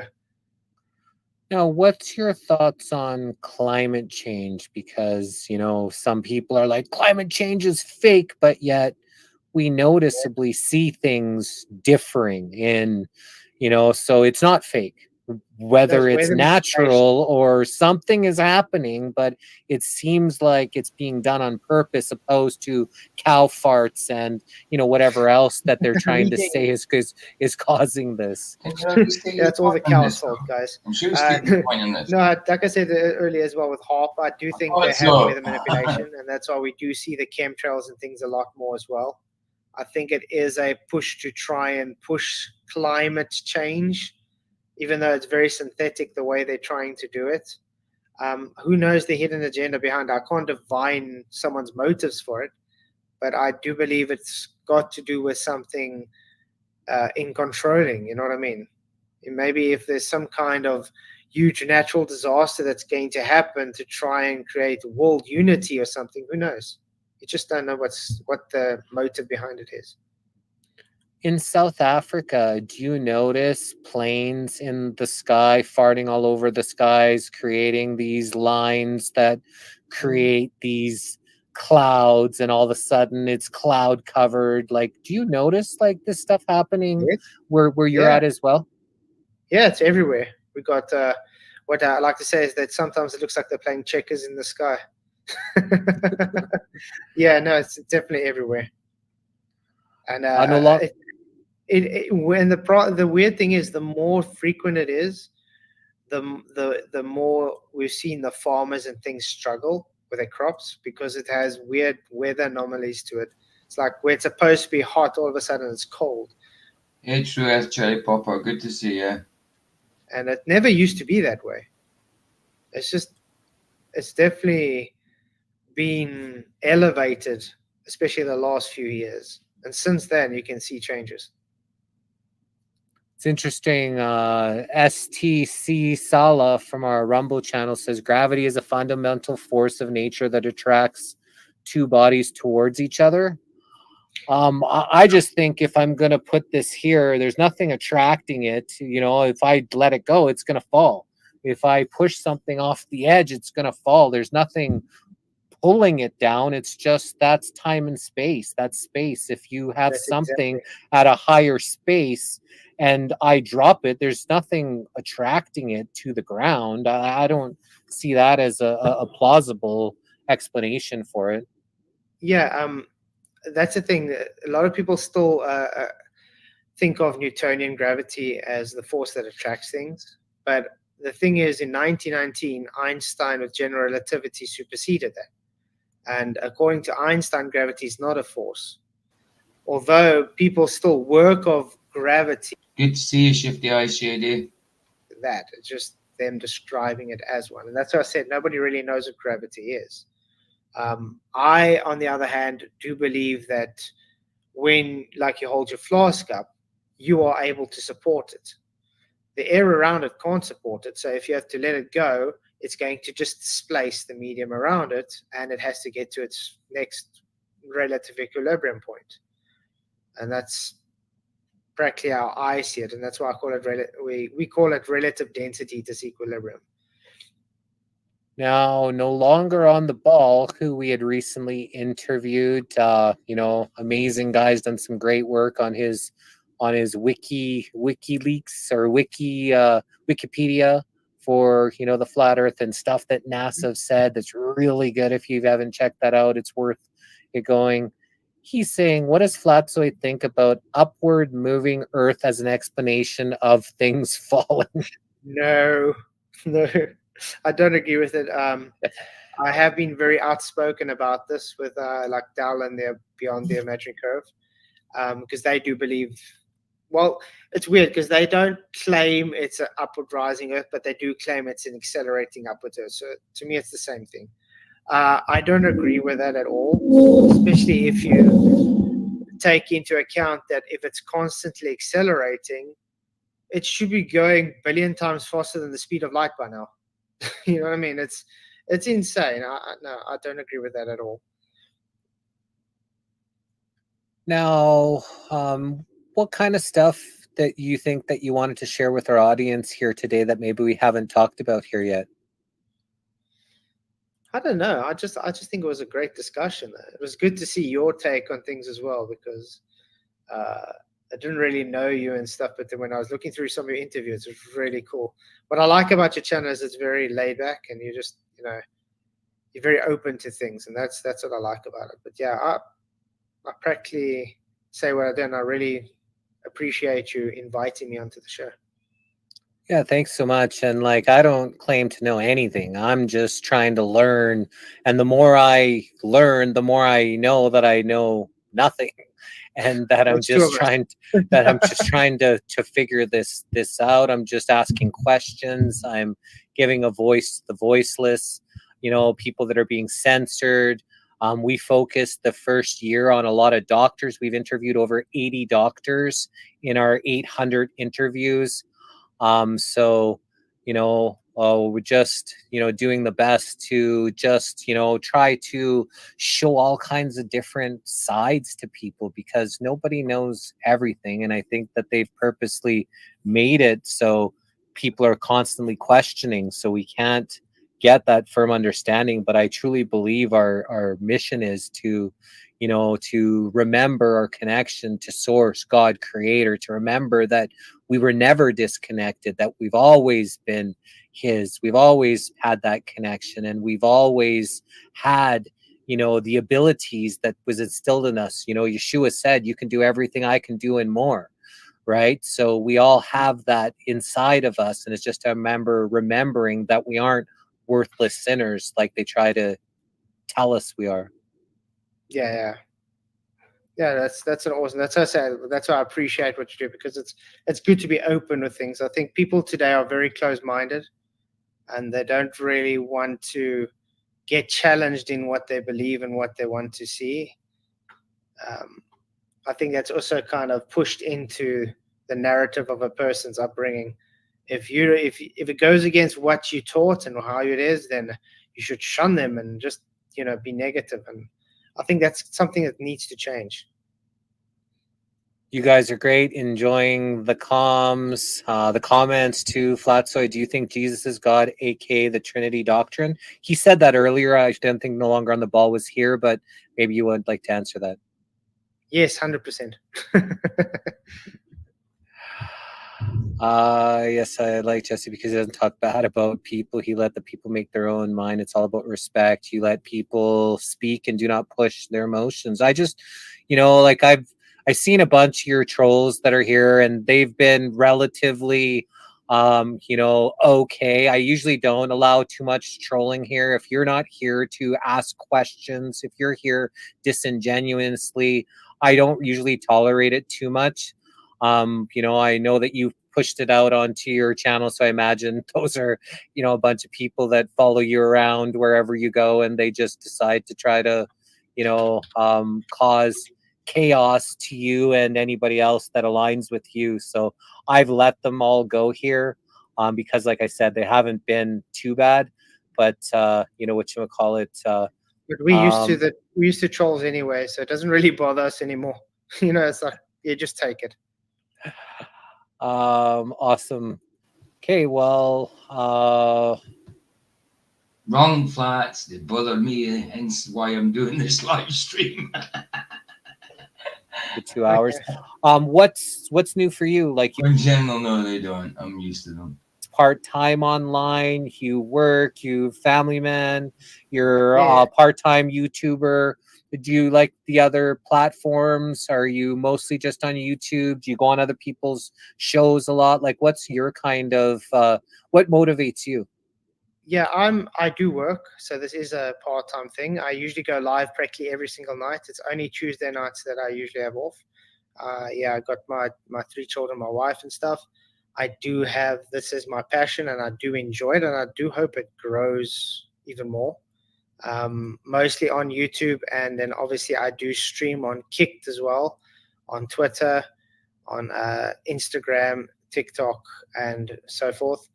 Um, it's difficult. I think if you're so busy with life and stuff, you can't really separate, because I'm so very busy with everything. But I try and make as much time as I can, obviously. And like I said, I am working on a documentary at the moment as well. So hopefully I can get that out in the next month or two. Really looking forward to that. And yeah, I definitely got some big plans ahead for the future, which I hopefully can get into structure. I mean, I've been trying to write a book for the last year or two as well. I just can't get that done. But also I've restarted it so many times, because it's like, oh no, I could have changed that, and I just scrap it all and I do it all over again, kind of thing. But it's a learning curve with everything as well. Tell us about the documentary. The documentary is more focusing on what makes an anti-flat earther so obsessed with flat Earth, because it's something that really gets weird when you see it. The same people that claim flat Earth is just stupid and a waste of time are the same people that are dedicating their lives and their channels to trying to debunk it. You know what I mean? There's some kind of weird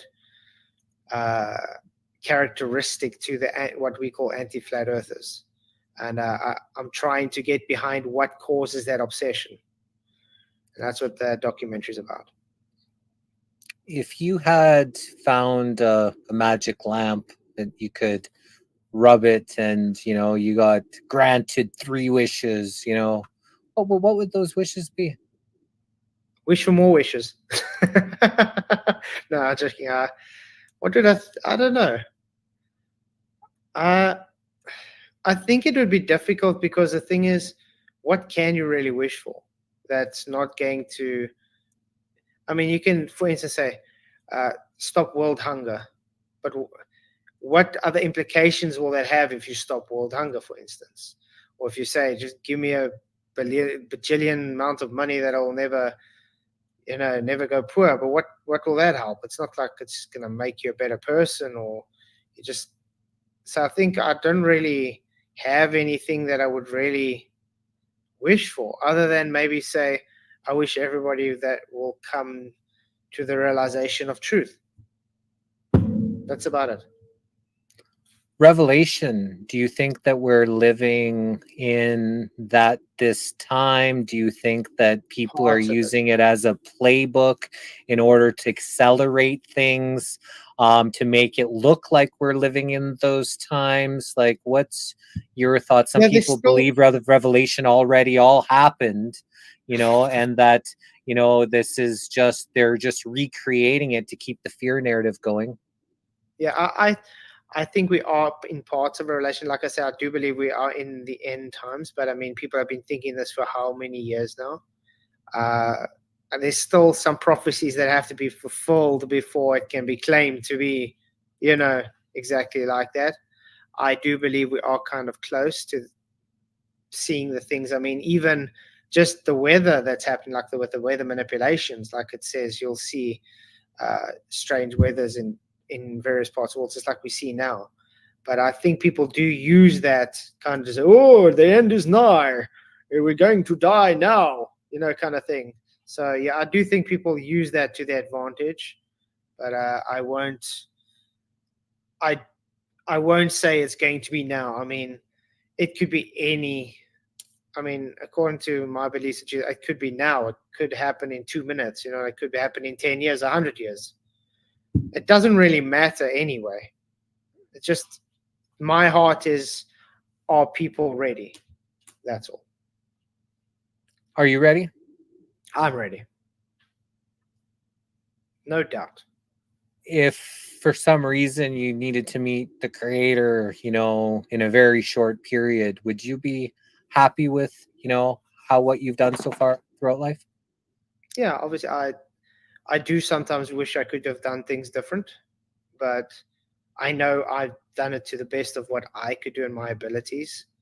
And obviously, person's not perfect, and you're just gonna strive to do better if you wake up the next day to do better than you did before. That's one of my philosophies, every single day. Hopefully I can be a little bit better today than I was yesterday. And if we're heading that direction and more people head that direction, I think we could be the change we want to see in the world. And that if you change the world around you, then the world around you changes. And if everybody was changing for the better, or at least working towards that we could maybe find heaven on earth and get it back to the Garden Eden, like I think is truly meant to be here. Yeah. And Genova says, Keith, you speak in an English accent. I can speak in an English accent, or I don't know what kind of English accent you want me to talk about, but I can try. Oh, you weren't speaking English? No, they said I spoke in an English accent. I'm speaking my normal English accent, but I'm mostly Afrikaans. So, but I can do some impressions at least. That's a question because sometimes, like, I just let whatever questions pop in. Sometimes they're in, sometimes they're out. I wanted to ask you about South Africa and the farmers that were being brutally murdered there. If you could maybe speak a little bit about that, and how, I haven't heard much in the last few years, but maybe like 4 or 5 years ago, we were hearing a lot that was going on. It's still around though. They just don't publicize it as much. I mean, you still get people, especially farms that are more remote and stuff.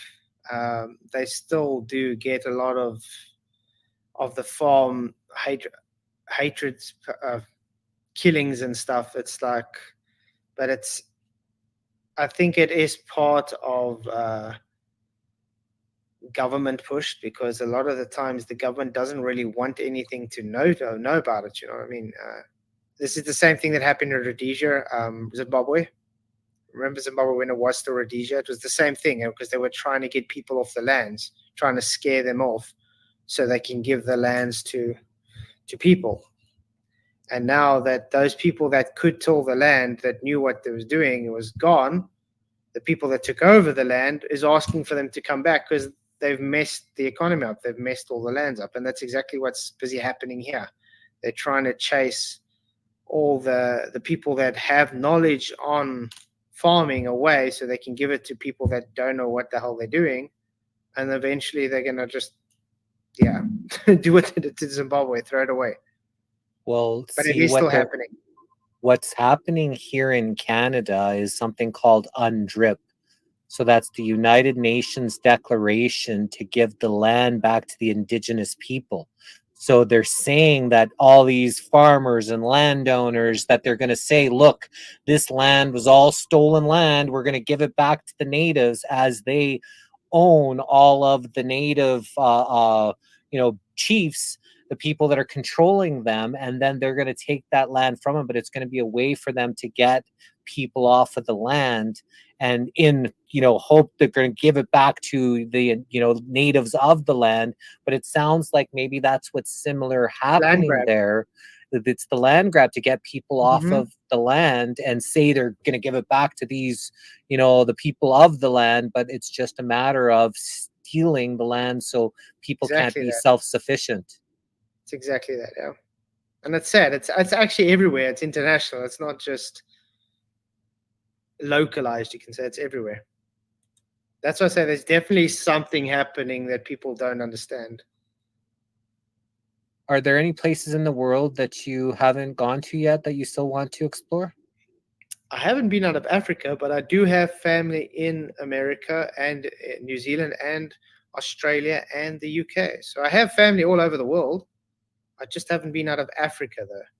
But if I would like to go somewhere specific, I think I would like to go to Alaska or to Antarctica. nah. maybe I'd go to McMurdo just to go and look at the To where? McMurdo in Antarctica. Oh, okay. Just to go look at how McMurdo looks there, kind of thing. But I think I'll get bored very quickly because it's just nothing. You know what I mean? Is the economy okay in South Africa? Are people No, it's doing okay, or has things, they're squeezing everybody? Everything's getting more expensive. Houses more expensive. Same kind of shit that's happening everywhere else. very, very bad. Yeah, everything's getting much more expensive. Especially now with the weird weather we've got now as well. Again, the farmers have had quite a bit of loss now. So again, all the food's going to go price up. The petrol's going to go up again. Electricity, we just got a price increase again of 34%. Last year we got a price increase of 28%. We've more than tripled our electricity bill in the last 5 years. And is the electricity any better than it was 5 years ago? It's worse. It's worse. I mean, last night again we have what we call load shedding. So what they do is they put Power outages. Yeah. So last night we actually had a power outage, and luckily it wasn't tonight. So I wasn't even sure if it's going to be on tonight for us. But yeah, at least tonight we got electricity. But yeah, power's on and off all the time. So what do you do? Do you have a generator that powers things? I have a during that generator. time? I have a generator, but the coil pack gave in. One of my subscribers actually from Canada, Jeff sent me a coil pack, but it never arrived to me. It looks like someone stole it through the mail or something. So I have to look if I can source another one. Otherwise, I'm just thinking of saving up for a power cell and getting solar panels. Is there, because of, you said there is chemicals being sprayed there, is there still lots of sun? Is there still lots of days of sun? So solar will, you could actually power your home. Are you thinking of going off grid? I would love to if I have the money to. It's quite expensive thing here because they know that a lot of people want to do this. So they've made it quite expensive. Our government has even tried to put a surcharge tax for anybody that goes off grid, that you have to pay a tax to be off grid. It's like, what? You want us to pay for things that got nothing to do with you. So that's how insane it's got. So I saw this article where they were bragging about some police station getting 10 net new Tesla trucks, and they're going to save 150,000 in gas costs per year. But they're going to spend $150,000 in electricity to charge up these things. So they're not saving anything. They're spending 3 times the amount of what it would normally cost on a truck. But then the big thing is the load on the electrical system can't handle all of these electricals. So Stephen Neville said someone plugged their car in. That's why you're getting your rolling outage, because they're can't account for the amount of electricity that it's going to take to power up these vehicles and motors and stuff. So that is a pretty, not to mention the upkeep of those batteries and stuff. It's quite an expensive thing. It's not cheap. They think it's cheap. It's going to cost more at the end. Okay, well, awesome. This was great. Thank you so much for having this conversation. That's one thing I love about, what I do here, is I just get to meet really cool people that got interesting perspectives on things, and just get to hang out and talk to new people. And I love people. So this, I really enjoy, being able to do this. So thanks so much for coming and hanging out with us here today. Anytime, and I appreciate it. And you're always welcome my channel as well. And I think just carry on doing what you're doing, man. I think it's really, really awesome stuff. And I do pray blessings over you.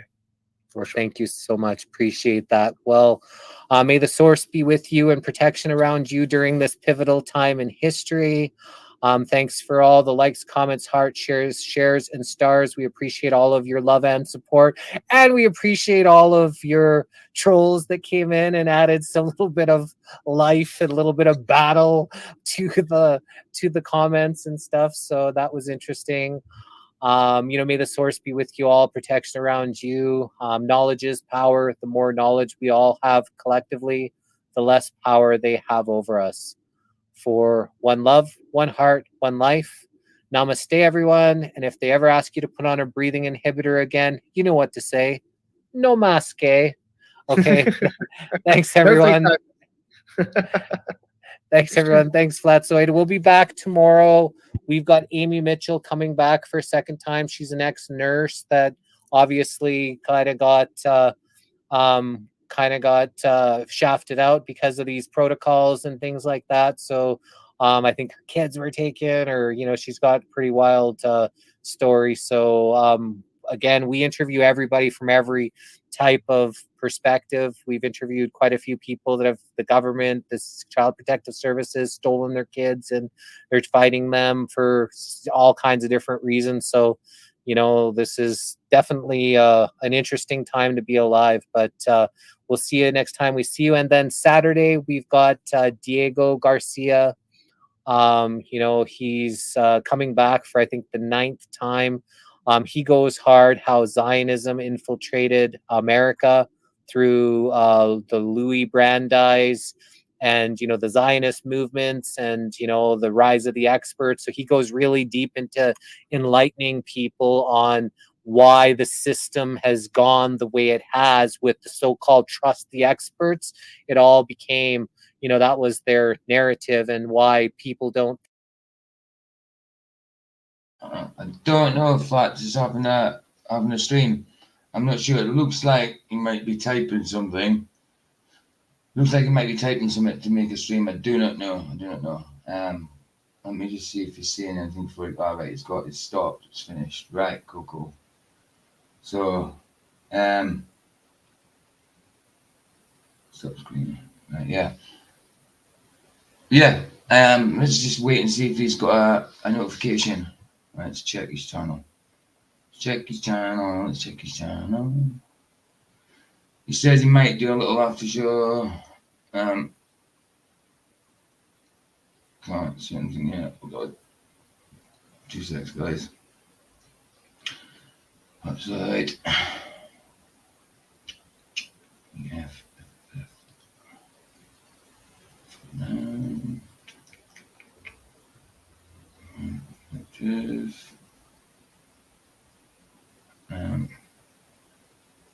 Live. He hasn't sorted anything out yet.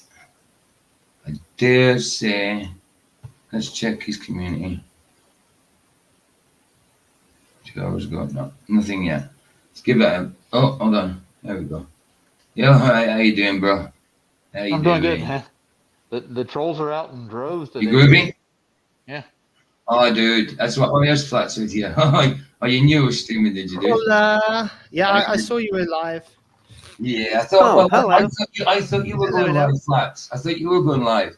So when I seen No, the time on live, it I ended a thought, bit late now. If it was a bit earlier, fine, but uh, it's a bit late. So I'll just well, be here for 5 minutes or so. I wasn't going to go live, but then I went over there, and the first person seen was Geronimo. I'm like, Yeah, yeah. there was some trolls in there. Oh, Um, they were definitely. but So, and they were being Hello. veiled. They were being veiled how's to it be going, as Yuka? well. So It's they were, going good. It's How are you good. doing? That Catherine girl Thank you. loved you a lot. Oh yeah, Catherine seemed to have some weird obsession for insulting me every time. oh, I know. And then and who else was it? Sparkly dude, And Sparkly, Mrs. yeah. Sparkle, and Geronimo. But it was a good chat though. It was. I like the guy. Obviously, we don't agree on a lot of stuff because he's like into spiritualism kind of stuff, which Aye. I'm not. But I think overall he's a very nice guy though. Definitely, man. He wasn't rude at all. Oh, I know he's a nice guy. Mm. I've actually been listening to some of his things at work with his interviews. He's got some interesting guests. I mean, I looked on his channel and I seen one with a boxer. I'm like, whoa! And I seen that he only had 400 odd subscribers. This is the thing is It's he his has channel. it's his channel will be back tomorrow, the day after it's been striked again. He's lost like 4 channels. I mean, his That's what I'm last channel saying, had man. something like, I think he said like 28 or 30K subscribers. Aye. So That's what I this was is just a gonna say. backup channel.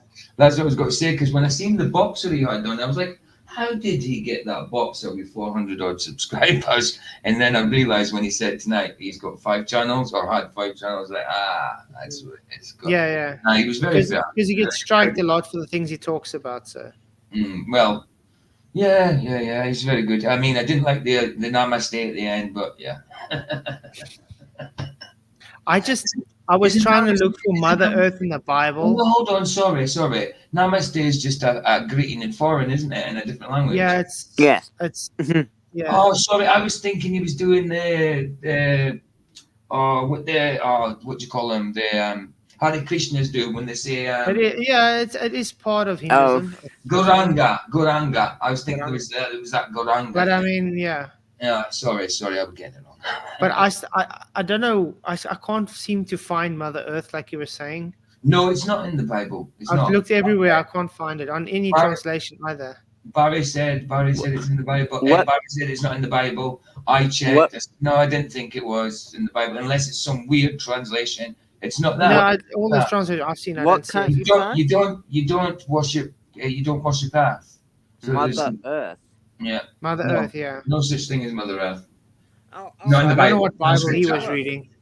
Oh, I don't know where he got that from. I'll have a look for it. We've tried, but it might be in some weird translation. But if it's in a weird translation, it'll be some obscure translation. It's not very Christian, but not very scriptural in the first place. But no, it was. Doesn't the modern day people call it Gaia? That's what they call it. Mother Gaia, Earth? yeah. Yeah. Gaia is a unit for Mother Earth, yeah. But like I said, that's just based on pagan beliefs, though, pagan religions, Mother Earth, because they were praising the creation and not the creator. Absolutely. But yeah, it was a good discussion. yeah, I got it from the start as well. I was pretty prompt, so it's from the start. I mean, Because I wanted to stream it, and I thought, let me just support the guy's channel rather. Yeah. You know what I mean? Absolutely. I mean, I did try not to talk through it. I didn't talk much. I was just greeting people as they come in, sort of thing. But yeah, I didn't talk much. But I'll definitely obviously premiere it sometime. So Absolutely. It added that to it. So I we didn't say sea level rising. everybody in here was like, Roger's having a good time over there, isn't he? yeah, you were having fun with the troll. No, I thing. wasn't. I was like, most of the comments were from you. Straight up. That's all. That's it. When I had Roger ask you that question, I was like, I muted you for a second. I said, yeah, that's Roger in there doing them questions so flats can bounce off him. Brilliant. It was all good. The question I was asking him. Yeah. Sorry. Go ahead. They're gone. The question I was asking was, how do you get a level datum, the sea level, and it added rise to the end of it. I sent it. I didn't mean to say sea level rising. I don't know why he read that comment out. It didn't fit into the conversation. Can you hear me? Yeah. Okay. Yeah. I don't know why. But you answered it quite well. Like you just like, yeah, they're pushing fear mongering. The sea level rising. Yeah. But that I wasn't trying to say that. That wasn't my intention. Yeah. I was talking about the celestial navigation and sea level. That was mostly what I put in the chat that we're talking about. Yeah. But you see on the Romans 1:20, I did share screen because I think this is what he tried to push us, and Coral Opal puts it there as well. It's just about God's eternal power and divine nature. It's not Mother Nature, not Mother Earth. There's certainly nothing about Mother Earth. As soon as it was said, I was like, no, it's not. Unless Mandela affected, it's not there. It's not there. It shouldn't be there. It shouldn't be there because it's not. Was he saying that was in the Bible? Yes. Okay. He says he couldn't believe it that people deny saying that about Mother Earth when especially when it's in the Bible. Yeah. It's not in the Bible. No, it's not. Yeah, I've never read that neither. But anyway, guys, I'm going to go to bed. No problem. I'm going to do the same myself. Well, I can see the power's on still. Yeah, but tomorrow night, just to let you guys know, we might have load shedding again tomorrow because load shedding started again. Okay. Oh boy. So if my show isn't created yet, do know I am still streaming. It might just be late. Okay. Absolutely. You mean the thing? I do have flipped up there, and I am here too. Or something, right? Sorry, Luca? Do you mean when it says upcoming? When you're about to start the stream, it says upcoming, and it hasn't been created yet? No, like if my power's off, it depends if I'm home in time to create my stream for tomorrow, or if I haven't had time to create it before the power went off. If the power's not on, do know I am streaming. I'll just start later. Okay, gotcha. Yeah, depends on the power. Alright. Yeah, man, absolutely. Fair play. That was a decent interview, actually. Good. I'm still.